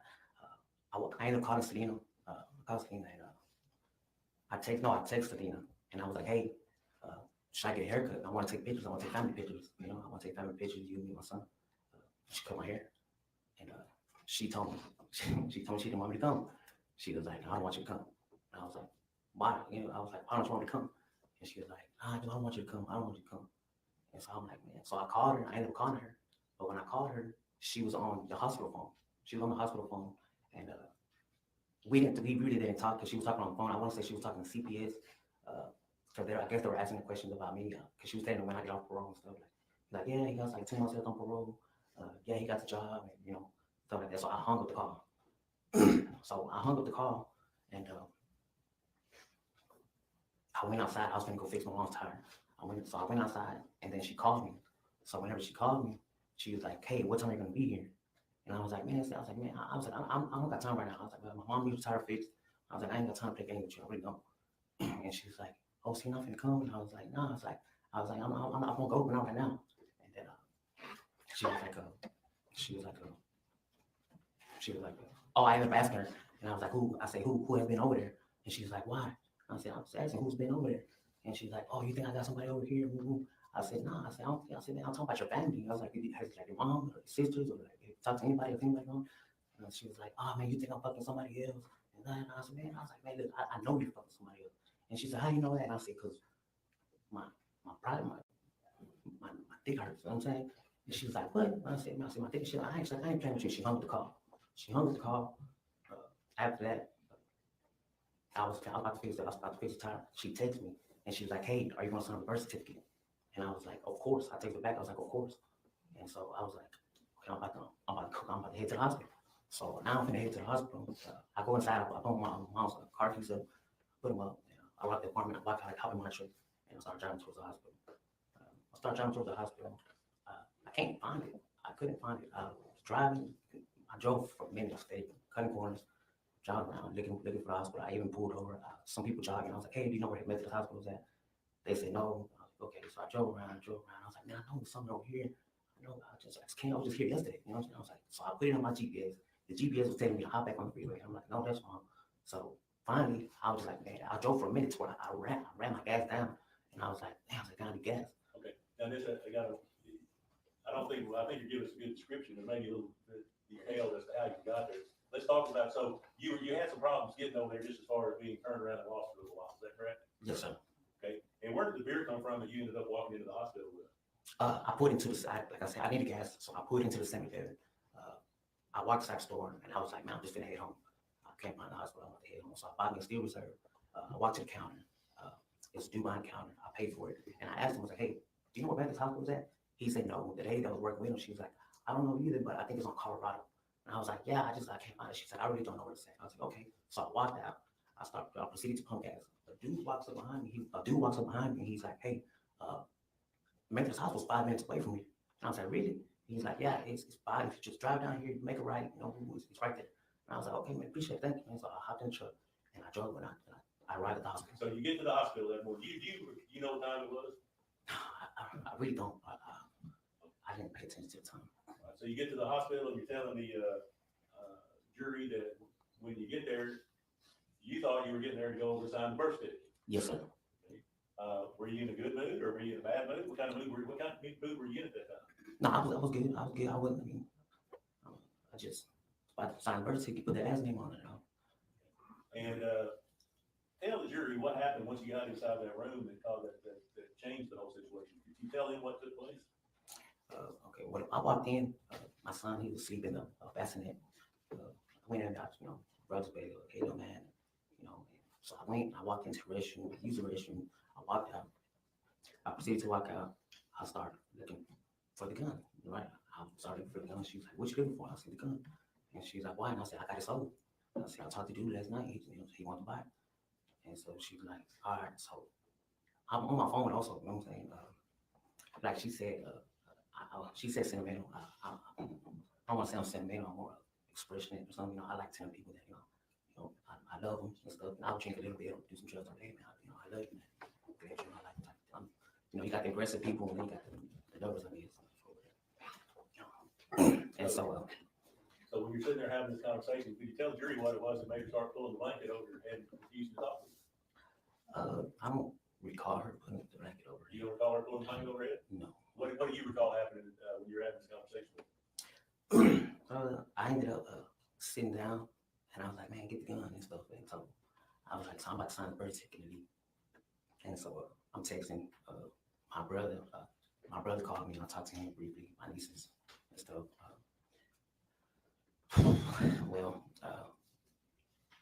we started talking. She tried to talk to me. I was like, shut the fuck up, don't talk to me. You know what I'm saying? Ooh. And she's like, oh no, she started. She's like, man, you're drinking and woo. And I was like, man, I don't want to hear it. I was like, I haven't been drinking like that. And she's like, no, you drinking. And I was like, man, shut up. I was like, why don't you talk to me? She was like, nah, you're not supposed to be in here drinking. I was like, don't nobody even know this is a beer. You know, it looks like a Arizona or something. And she's like, nah, man. She's like, man, they're gonna come in here and see you, whatever. And so I was like, bro, I don't even talk to me, bro. I said, hey, you really nasty. And she was like, what you mean nasty? I said, yeah, you really nasty. You know what I'm saying? She like, and I said, man, my shit hurt, but I'm just signing the birth certificate on everything else, man. Yes, your voice is dropping a little bit. Keep it up,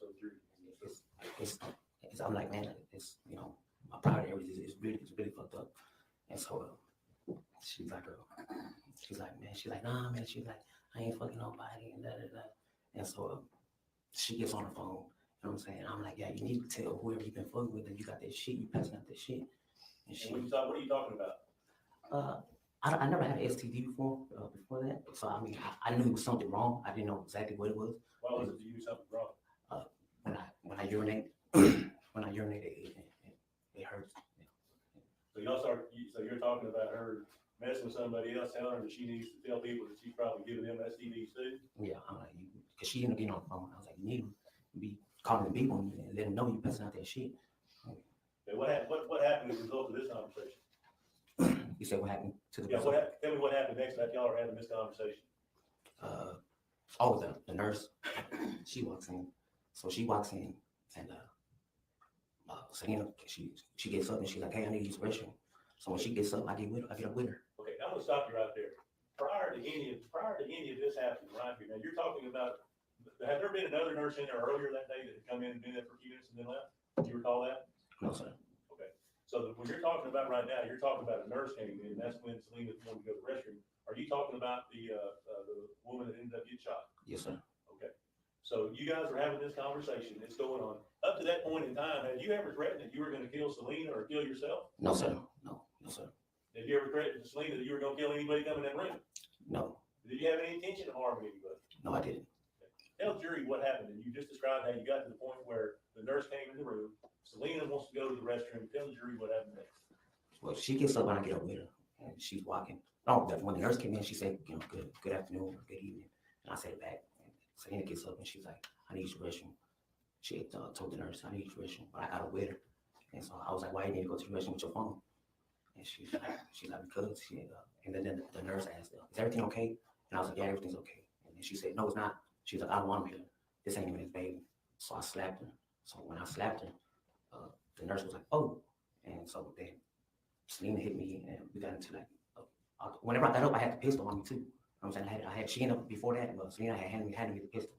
And so I had the pistol right here. It's a little pistol. So when I got up holding it too. And she hit me. And so, you know, I kind of like, I had the pistol in my hand. I don't think the nurse knew I had the pistol in my hand. And so we got into like a little brawl, whatever. That's when I hit her. I ended up hitting her with the pistol. And that's when the nurse, she's like, stop. She got in between us. And my shirt, the black shirt that I had on, it was already kind of like over. It was already, because she was like putting on the shirt too. And so the gun went off. That's what. Who was pulling on your shirt? Selena.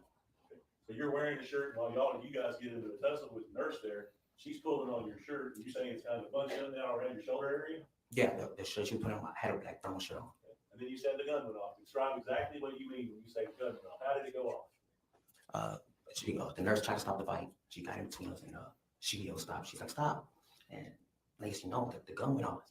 And we stopped, everything slowed down. You know, I was kind of confused for a little bit, you know what I'm saying? And the first thing that Selena said, she was like, what did you do? You know, and I was like, no, man, it's your fault. This is your fault. You know, because the nurse, she kind of leaned forward and then she ended up falling back. Did you intentionally shoot this nurse? Or? No. Okay, how did she tell? Explain to the jury how it was that this nurse ended up shot. She got in between us. Whenever me and Selena got into like a tussle, she got in between us. She yelled stop and tried to stop us. Did you point the gun at her with any intention of shooting the gun and killing her? No, sir. Did you have any intention to cause harm to this nurse? No, sir. And you said that once you shot her, she was just kind of you said she was kind of standing there and you looked like you were crouching a little bit. What are you trying to describe to the jury? She leaned forward like this. like she leaned forward like this, and then she leaned. It all happened so slow. It went real slow, and then she just ended up falling back. She was leaning forward and then she ended up falling back. Yes, sir. Okay. What's the next thing that you recall happening at that time? I panicked. I panicked. I was like, shit. And so then she started screaming. She was like, oh man, I couldn't even understand what she was saying. And I opened up the door and I opened up the door like with my right hand, I opened up the door and I shot out the door. Boom, boom, twice. I shot the door twice. Did you see anybody outside the door when you shot? No, I didn't even look outside. I just shot. What was the purpose of that? I was so panicked. I just shot somebody. You know what I mean? I'm real panicked. It's like how can I say this? Like a example would be like if my mom or somebody's mom has like a favorite coffee mug that she drinks coffee with every morning, and you drop it and you break it, and when you broke it, you panic. You're like, oh, and your mom's like, hey, what was that? And so you don't want her to see. You know what I mean? Like, you don't want her to see. You just panic and I try to like, I guess make another distraction or something. I wasn't just really I wasn't thinking like that. You know what I'm saying? I just wasn't. After you opened the door and fired the gun, did you actually see the second nurse in the hallway at that time? No, I didn't even see the second nurse in the hallway. Tell the jury what happened after you shot that firearm out the door. So I went back, the nurse lay on the floor, seeing she's screaming, she's like, oh my gosh, and so it's all hectic. I'm kind of panicking, you know what I'm saying? I'm like, man, I'm like, shit. And so Selena, she said, get help. And so I turned around. When I turned around, I walked out the door. I tried to walk out the door. I felt the heat just through my leg. Boom. And I stepped back. I jumped back into the room. And I looked down and I was like, they shot me. I was like, damn, they shot me. You know what I'm saying? And so I went back into the room and I called her mom. And she answered the phone and she was like, yeah. And I was like, hey, man. I was like, man, I just shot somebody, man. I just killed somebody, man. She's laying on the floor. And she's like, what? And she's like, tell me your plan. I was like, no, I'm not. And so I hung up the phone. I called my little brother. And he's like, hey. And I was like, hey, man, I'm shot. And he's like, what? I was like, man, I'm shot. They're about to come in and shoot. They're about to kill me, man. And he's like, what? He's like, I don't understand. He's like, hey. I was like, man, they're going to kill me, man. I was like, they're going to kill me. They already shot me. And so by now, Selena had the baby. She had grabbed the baby at this time.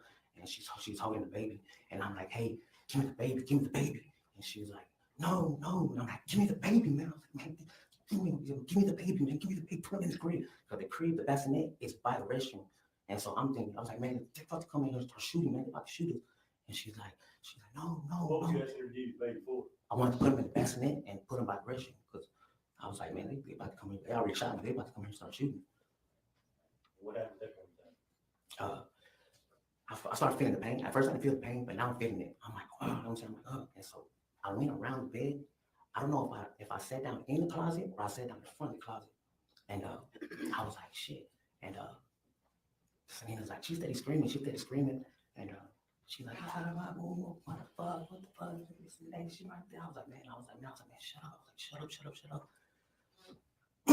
So I'm like, I'm sitting there and I'm like, man, I said, man, I'm about to just go out there. I'm just let them kill me, man. I said, she's like, what? I was like, I'm not going back. And I was like, I'm not finna spend the rest of my life in jail.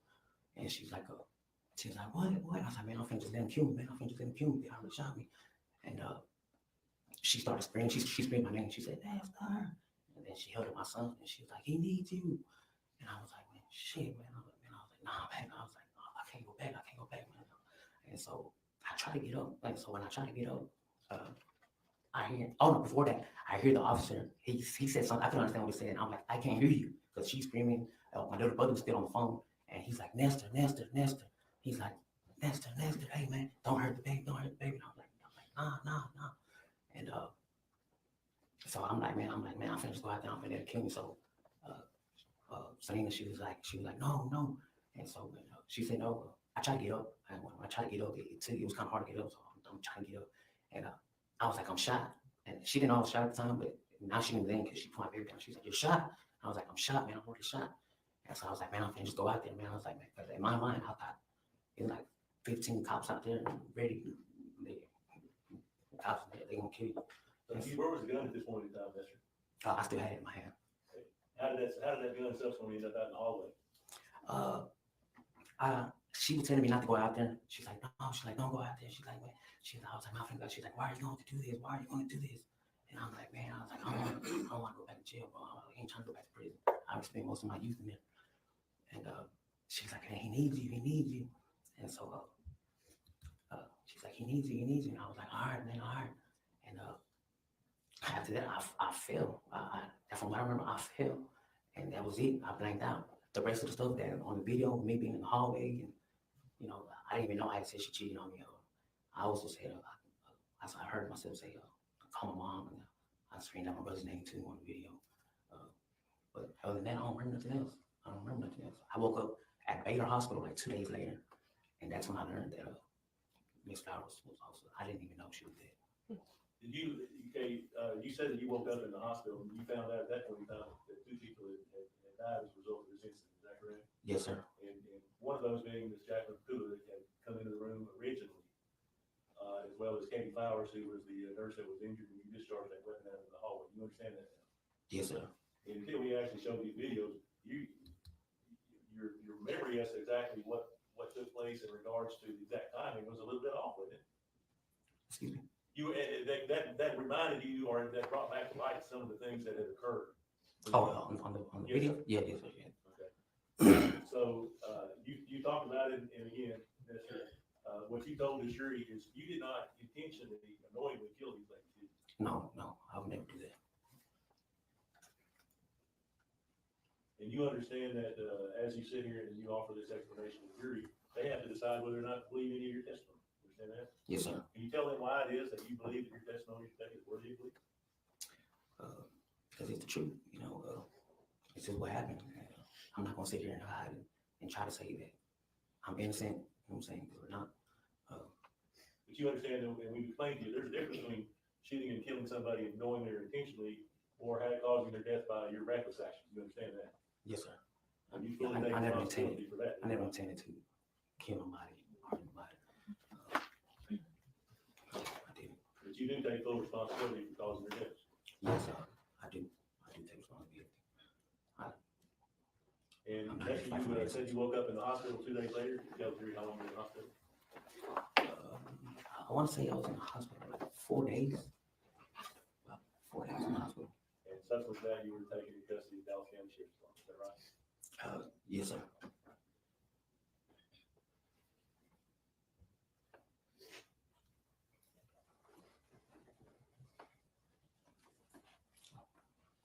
Nestor, I want to just ask you one thing. You made references in your testimony to, I called somebody, I texted them, or I text somebody, or I called them. Are you even sure about these little snippets of conversations you were having? Do you remember for sure if they were all, one of them was a particular text, or it may have been just a particular phone call that you were going back and forth with? I know I called somebody. No, I know you called somebody. I said, when you were describing for the jury earlier, you said, well, I called them, I'm not texting, talking about your brother. So Okay. do you recall specifically everything that was said or done? Do you specifically recall, or can you even possibly recall whether those were actual texts or phone calls that you were having? Not all of them. Some of them, I know it was messages and calls. It was messages and calls. That's right, I believe that's all the questions I have for you, sir. Please move past the list. Thank you, Mr. Hernandez, let's go back and first of all talk about your criminal history because you left out some of it. You know, right? Okay, so yes, sir. Okay. You talked about how you convicted of robbery in 2012 and you were sentenced to 2 years in PC, right? Yes, sir. Okay, you were also convicted on that same day for burglary and habitation. You remember that?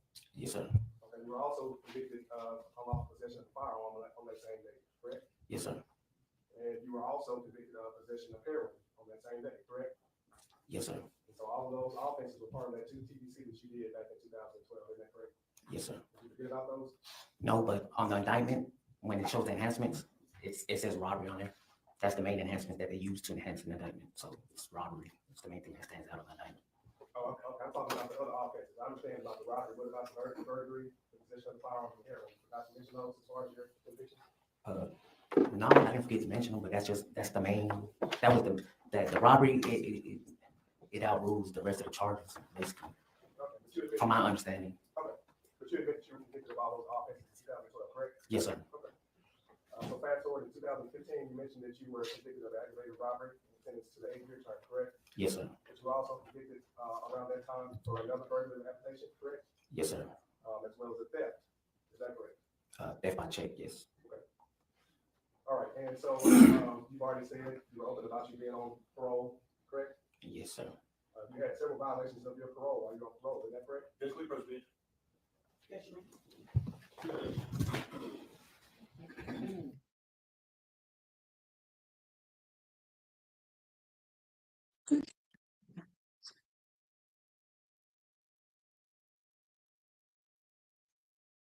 Let the record that, we are outside.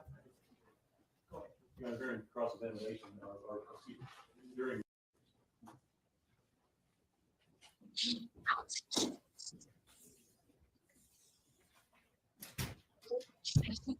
All right, y'all can sit down. In the presence of the jury, you say you listed the question to you. Let the record that, we are outside.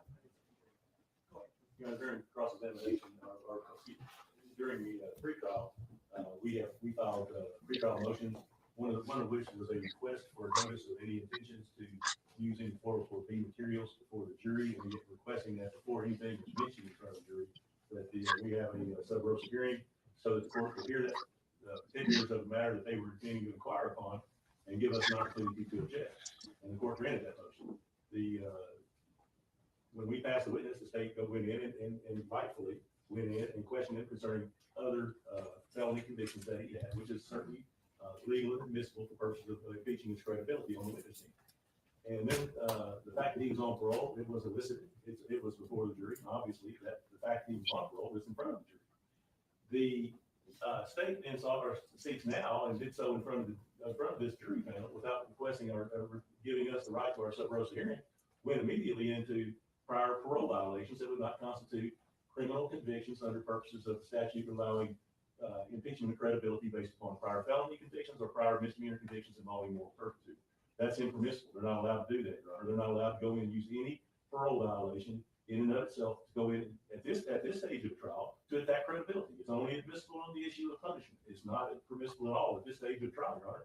So we object based upon the states going into it. That number one, they did it in violation of the court's ruling and granting our request for hearing outside the presence before they brought it up. They didn't do that. We're going to move. I'll tell the court now. We'll do it timely in front of the jury, but we intend to move for a mistrial based on that. Secondly, we believe it's wholly improper for the court to allow them to go in and seek to attack the witness's credibility based upon actions that are not convictions, which is what the law allows. And there's no exception for, well, because of the fact that he's on parole, you can go in and talk about it. The law does not allow that. We're going to object to that. Thank you. What's the state's position? The state's response, Your Honor, is that the defendant has already admitted, on the stand and under oath for question from his attorney, that he has, while on parole, possessed a firearm, that he admits taking drugs and should drink alcohol, which are all violations of his parole. If the court would like Mr. Jury back in here, I'll make it very clear that I'll ask him one by one. You do understand that when you're released on parole, that each of these actions are a violation of your parole. So from that standpoint, Judge, yeah, based upon the testimony that the defense attorney has elicited, we are in fact able to say that these are violations of parole, which the jury has already heard. Judge, I don't know that I have an objection to that as it stands, but I've also been given through the discovery process other violations of parole, and the court was just about allowing the carte blanche to go into that. The possession of a firearm, the use of amphetamine, and the fact that he's been drinking, those are res gestae of the incident offense. Those were brought out throughout their case in chief. We confirmed it. But that does not open the door to a wider inquiry as to other parole violations that we're aware of. And the state got up there in the court was about to just give him carte blanche to say, you brought up the fact that he's on parole, so we're going to allow it. We certainly objected to that, Your Honor. So at this time, we'll just base it on the violations that he testified to, Judge. We'll wait any other violations at this time. Any other discussion? Okay. But we still intend to move for a mistrial, Judge. In fact, due to the fact that we were not afforded our sub rosa hearing as the court granted us in pre-trial. That's denied. Your Honor, would the court consider my request for a mistrial outside the presence of the jury to be timely, as same as if it was made in the presence of the jury? Yes. If we have like 2 minutes, is that okay? Just to, That's fine.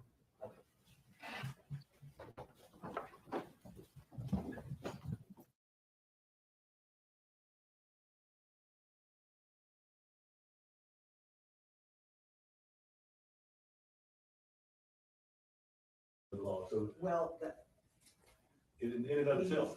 well, let me say this. The defendant opened the door. We Stating opened the that, door yes, to. stating, let me finish, stating that he's on parole, he was on parole. Yes, I don't know if he's still on parole. He was on parole, he was convicted of, these other felonies, Right. okay? And here we are, in this proceeding. This is a different proceeding than a parole violation proceeding. So what I'm asking the state not to do is to go into parole violations. As the defense stated, those are not convictions. Can we come at it, can we maybe allow to come at it, just explain our viewpoint on it? Yes, you can. You look at 609. No, I understand, okay, but that's not where we're coming from. All right, explain it to me. So where we're coming from, it's just like, if you put somebody on probation and you tell them don't do certain things and they sign it, they made a contract, they're not gonna do certain things. And when you get on parole, you do the same thing. And he has admitted that he's on parole. We have his parole papers, let's be honest with you, okay? And he has told the state of Texas that he wasn't gonna do certain things, okay, which goes to his credibility. And every day that he did those things is an impact on his credibility that should be known by the jury. He said he's on parole. Everybody knows that common sense, you have parole conditions, okay? And that's the only reason. We're not talking, he's already introduced the bad, that itself. We're not interested in that. This is merely a question of credibility, not a bad act. He put that on. We don't even need to deal with that because they put it on. This is about credibility. That's what we see. Right now, Mr. Johnson, are there any other violations that you're asking the defense not to elicit from the state? I'm sorry, the state not to elicit from the, other than the ones that you've raised? Well, they've already agreed that they're not even going to try to do, they're not going to go into anything. The only thing that we need delineated is the precise measure of the court's ruling, which I believe when you came out on took the bench, you made the correct and proper ruling and stated that we're no longer going to address anything in regards to any kind of being a parole violation. And I would refer to the court, Mr. Crusoe's in here saying that this is some kind of a contract to do what you're supposed to do. 609 does not allow that in any fashion. It'd just be like saying, well, he didn't pay his credit card bill. He promised that he would if they gave him the money. Those are outside the scope and purview of 609. They're not admissible. He's already admitted to the conduct of being on parole. He's admitted to having a weapon, drinking, and using drugs. But to case those incidences in terms of parole violations is an attempt to circumvent 609's prohibition against using 404B material to impeach credibility, which is what the court ruled immediately. So we're saying that I would submit, Your Honor, that with this case and the status of this case is the way it is, we're dancing on an eggshell here to try to sit there and push the button on or move the goalpost in evidentiary law here. I think it's pretty clear they can't do it. We're asking the court to enforce your ruling that they can't do it. If I may, we agree. We are in agreement that a general question about anything other than what he brought up, which is the way he started this, acknowledging what he brought up, we're in agreement that we shouldn't go into whatever else is ever else, other than what he has brought up. He brought it up in here. I don't think we're dancing on any eggshell at all, except the eggshell of the truth. That's the eggshell we're dancing on. And he has made his own statements. He's put it in evidence that he's on parole and he's doing these things. And he has put his credibility by taking a stand in question. And that's the only reason, honestly, Judge, it's not a 609, it's not a bad act. It's credibility. And 609? He doesn't have anything to do with credit cards. I'm not talking about credit cards. It's talking about parole violations. He swore that he was going to do certain things, and he has admitted that he didn't do them. Because that 609 doesn't say anything about contract violations and promises to do right. It talks about. That's our position. All right. Again, I'm stating the defendant's objection. The state is not to go into those parole violations. And again, we're going to renew our motion for a mistrial this time based upon the 404B violation that the court granted to the defense regarding these matters not being brought up outside in front of the jury without having a prior hearing. That's denied. That's when the jury.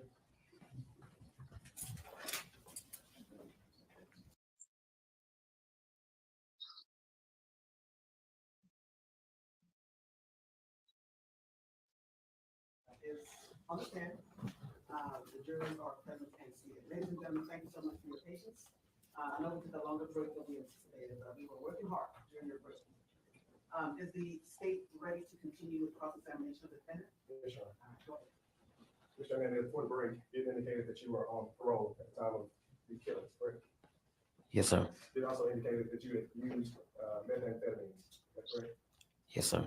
How many times have you used methamphetamines while you were? They that is irrelevant into this conversation. It's not, this is not race genocide. The offense has already been established. It's going for B materials. And like we're going to object to it based on violation of 404B. And secondly, that it's violative of Rule 609. What's the state's position?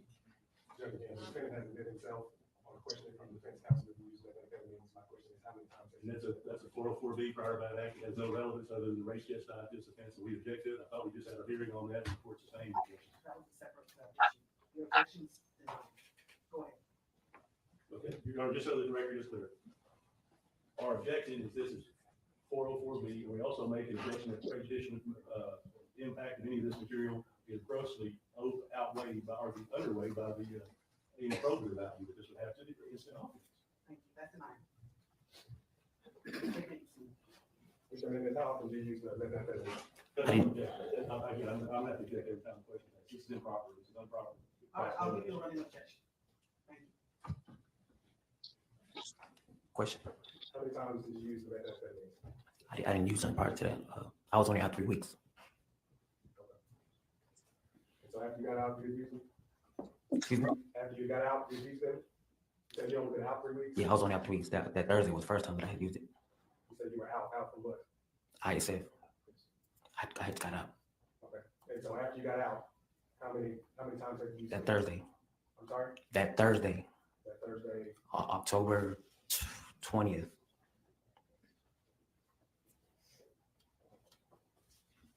All right, let's talk about this firearm that you admitted that you were in possession of. When did you get the firearm? I want to say like April. Like around April or May or so, around that time. April of 2022? Yes, sir. 22. Okay, where did you get the gun from? I bought it off somebody. You recall where that was when you bought the gun? Excuse me? Do you recall where you bought the gun? So you bought it from somebody? Yes, sir. Where was that? At a restaurant. What restaurant? McDonald's. I'm sorry? McDonald's. Where did you buy it from? Do you make the relevance? You gotta make the relevance, John. She was directed to this office, there. She used this gun in this office. Where'd you buy it from? Somebody, man. Okay, so you don't want to tell us who you bought it from? No. Where's this McDonald's located that you when you bought it? Carrollton Farmers Branch area. How much did you pay for it? 200.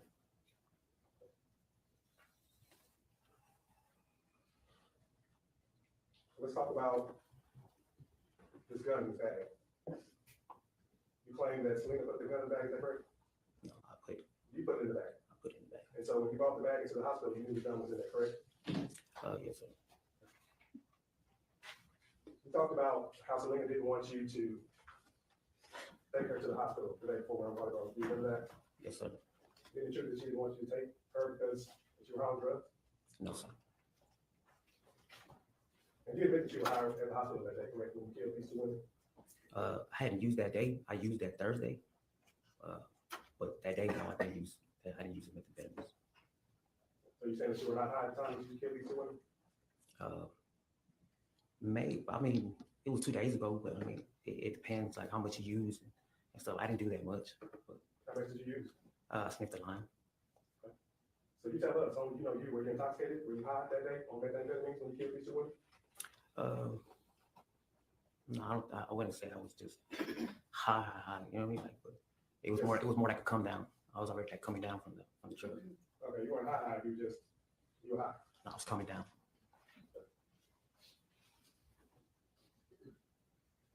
And so this tussle with Selena inside the room, you know that Selena was attached to an IV, correct? And there was only so much movement that she could have. Yes, sir. Okay, you also know that she had a C-section the day before that she was retained from the surgery.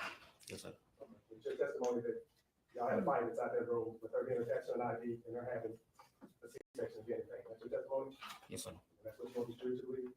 Yes, sir. It's not what I want to believe. It's the truth. And so I just want to make clear and make sure that I understand what you're saying, that your testimony is that when you shot and killed Jacqueline Pacour, that the gun went off accidentally. Is that what you're telling me, Jerry?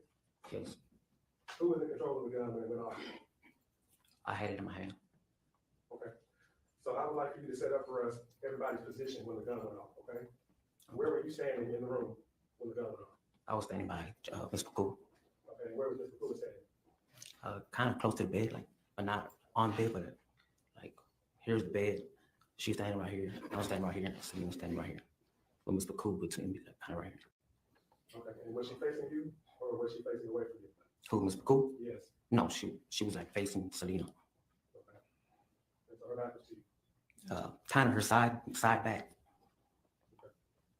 And so you and Selena are fighting according to you, correct? Excuse me? You and Selena are fighting, is that correct, at the time that the gun is going off? We argued. We exchanged for a couple words first. And then tell us about how the gun went off. I was holding it. It's a little gun. It's y'all seen it. It's little. So whenever I got up, I had it right here. So if I walk with it, it'll fall. So when I was walking with it, I was holding it. You were walking with it when the gun went off? Yeah, I was like walking, because I got off the couch. Okay. I was sitting on the couch before that. All right, was your finger on the trigger? I don't recall. I don't recall. I remember holding it, but as far as my finger on the trigger, I don't recall. Well, the trigger has to be pulled before it set fire, correct? Yes, sir. And so, again, the testimony, you got up off the couch.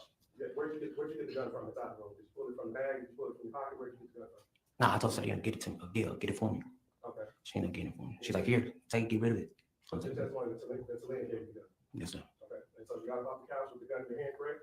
Yes, sir. Jacqueline was inside the room at this point. Yes, sir. Did she see that you had a gun, Jacqueline? I don't think so. I doubt it. Okay. So you're walking with the gun in your hand, correct? It's not. It's like I'm holding it, but it's I kind of got like tucked in. I don't have it out like to where like, you can see it, but I got it like this because if I let it go, it's gonna fall down my pants. You see what I'm saying? It's not gonna. I didn't have it branched open like out in the open. Okay. So explain, where was it? Where was it? Like right here by my hip. Was it inside your pants or outside your pants? Kind of a little bit. I mean, the gun's little. You know what I'm saying? I got it in my hand, and the gun's like this big, so I got it like right here, like kind of tucked in. I had a belt on. Okay. And so how does the gun get to a point where she shot in the back of the head? Because I had stabbed Selena, and she struck me back, and we got into a little tussle. And I had my shirt, I had the thermal shirt on, and that's when she started putting on it, and well, I started trying to hit her. I guess hit her with the pistol. So you say you slapped Selena? Yes, sir. Was the gun still in your hand at that point? Slapped her with my left hand. I'm sorry? Yes, sir. The gun was still in my hand. Which hand was the gun in? Right hand.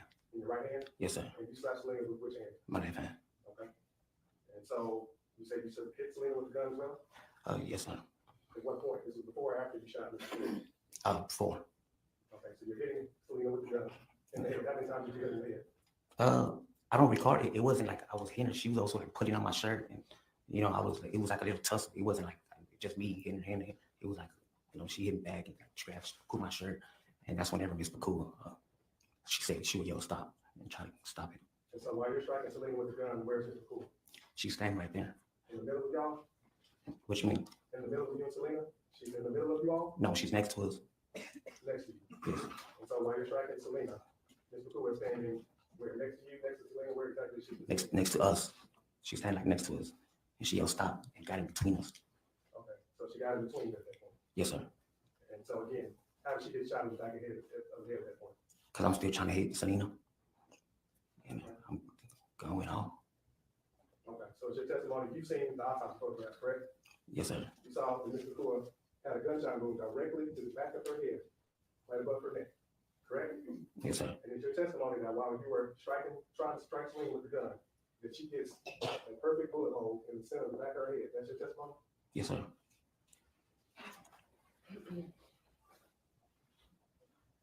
All right, and so as it relates to the shooting of Katie Flowers, I didn't quite understand your testimony. You said that you panicked, right? And Yes, you shot sir. Mr. Kapoor in the back of the head, Yes, sir.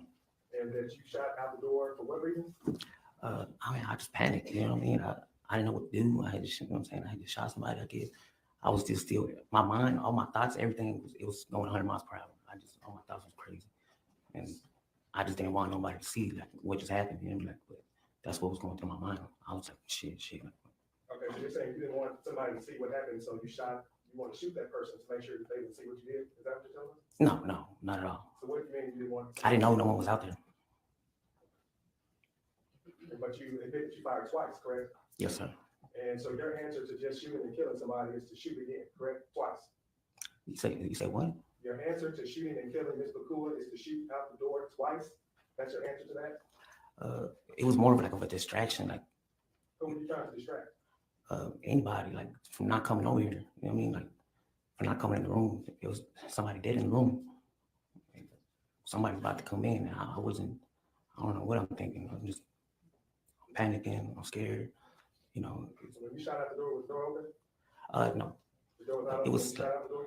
no. It was. I opened it. Okay, so you opened the door and fired outside the door, correct? Yes, sir. Were you looking outside the door when you fired? No, sir. Where were you looking at when you fired outside the door? I opened the door with my right hand. That's a handle that goes up. I pulled it like this, and I shot twice out the door. Where were you looking when you fired outside the door? I guess I was looking like towards like the wall and the door. Which wall? It's a wall. The door's right here, and it's a wall right here. It's like an entrance right here. But here's the door. It's a wall right here.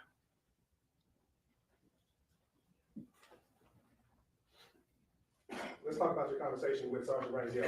You had mentioned that he was trying to talk to you, but you couldn't hear him. You know that exchange that you had with him? Yes, sir. Okay. You told him that you had a hostage in there, didn't you say that? No, sir.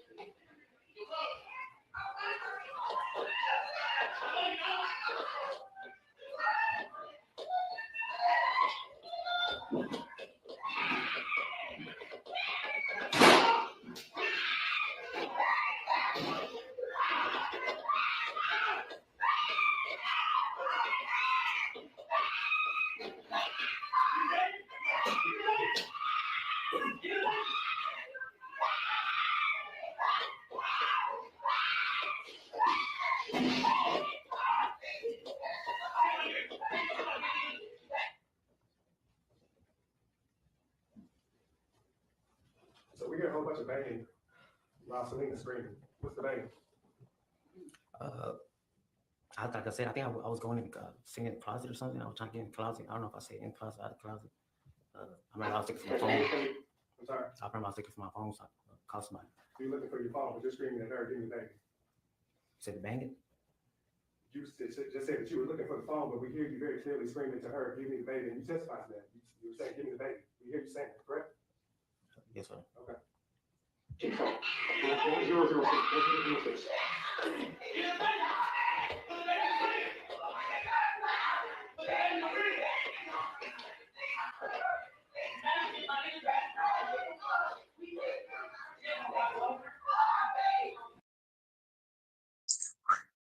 How is my favorite hens lady doing?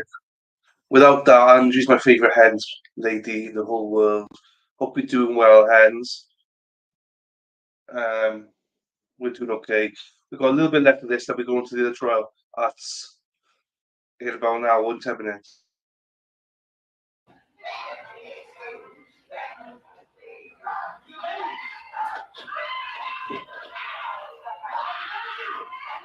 Come out over here, please come out. Come outside.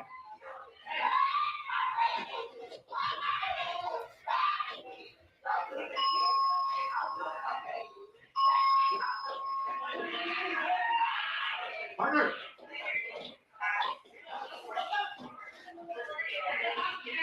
Hey, I'm Robert. What's your name? I'm back it up. You just said I got a hostage, man. They're going to take prosecutor's state when he thinks it's been settled. Jury can hear for themselves, y'all. That's what my objection was for.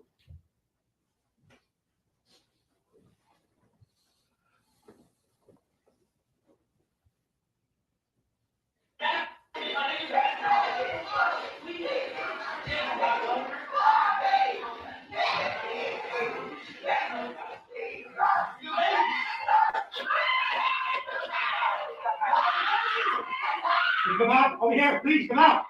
Come outside.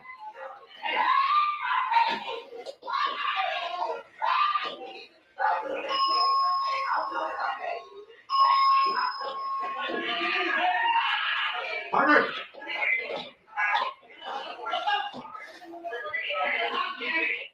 Got hostage, man. Right? Is that what you said? Who was the hostage that you had? I don't recall saying that.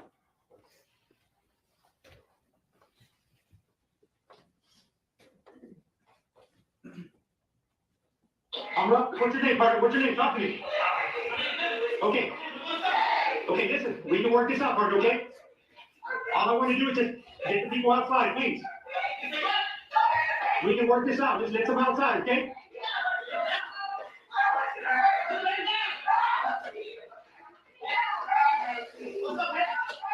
Just throw the gun outside. Throw the gun out, please. So all this time I'm not giving the baby. You're saying that you want to protect the baby, right? Yes, sir. Throw the gun outside.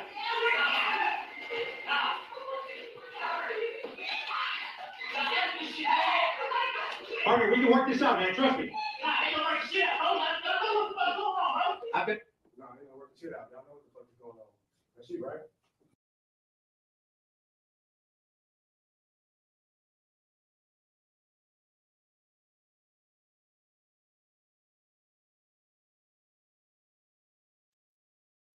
I was speaking, hands, just go back to this guy's testimony. Everything else is rubbish. Just listen to this guy, and that's it. All you need. Also, you don't really need to listen to this guy. To be quite honest with you, it's a load of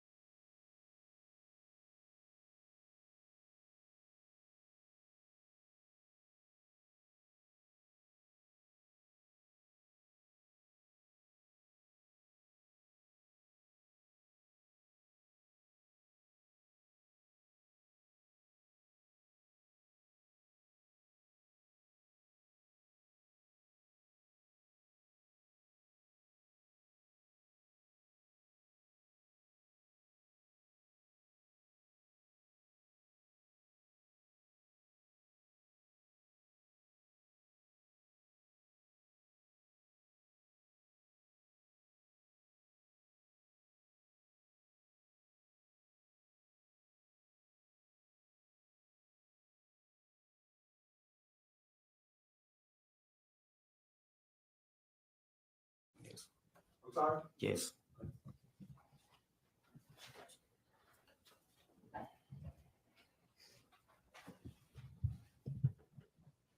These two women were innocent. These two women that you killed that day, they were innocent, weren't they? Yes, sir. They were just doing their jobs in hospital that day, is that correct? Yes, sir. And you admit that you killed both of them. You admit that, don't you? Not intentionally. You killed both of these women that day, didn't you? I did, but not intentionally, sir.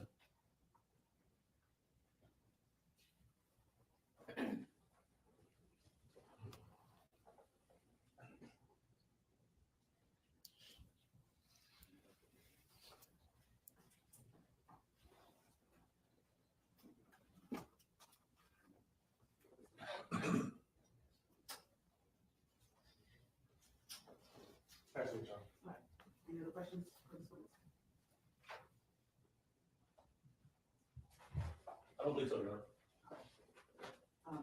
Your Honor, this time I'd ask to take it from matter outside of presence of jury. Ladies and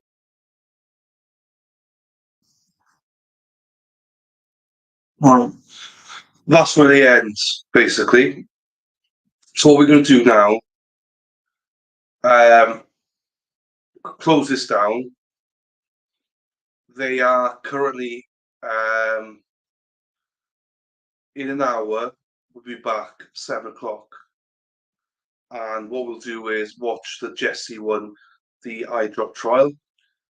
There's been a witness on there for nearly, well, 2.5, 3 hours. He's still on there, under direct, so don't cross yet. So, and then we'll make a decision later on whether we watch the closings for this trial. So this trial is now at closings. They've just started closing arguments now, and we'll see what happens. We might do verdict watch. We'll see. But yeah, we'll watch Jesse in an hour and then come back for everything else. After that, 7, 8, 9. For us, 7 is 2 o'clock Eastern, 1 o'clock Central. Right.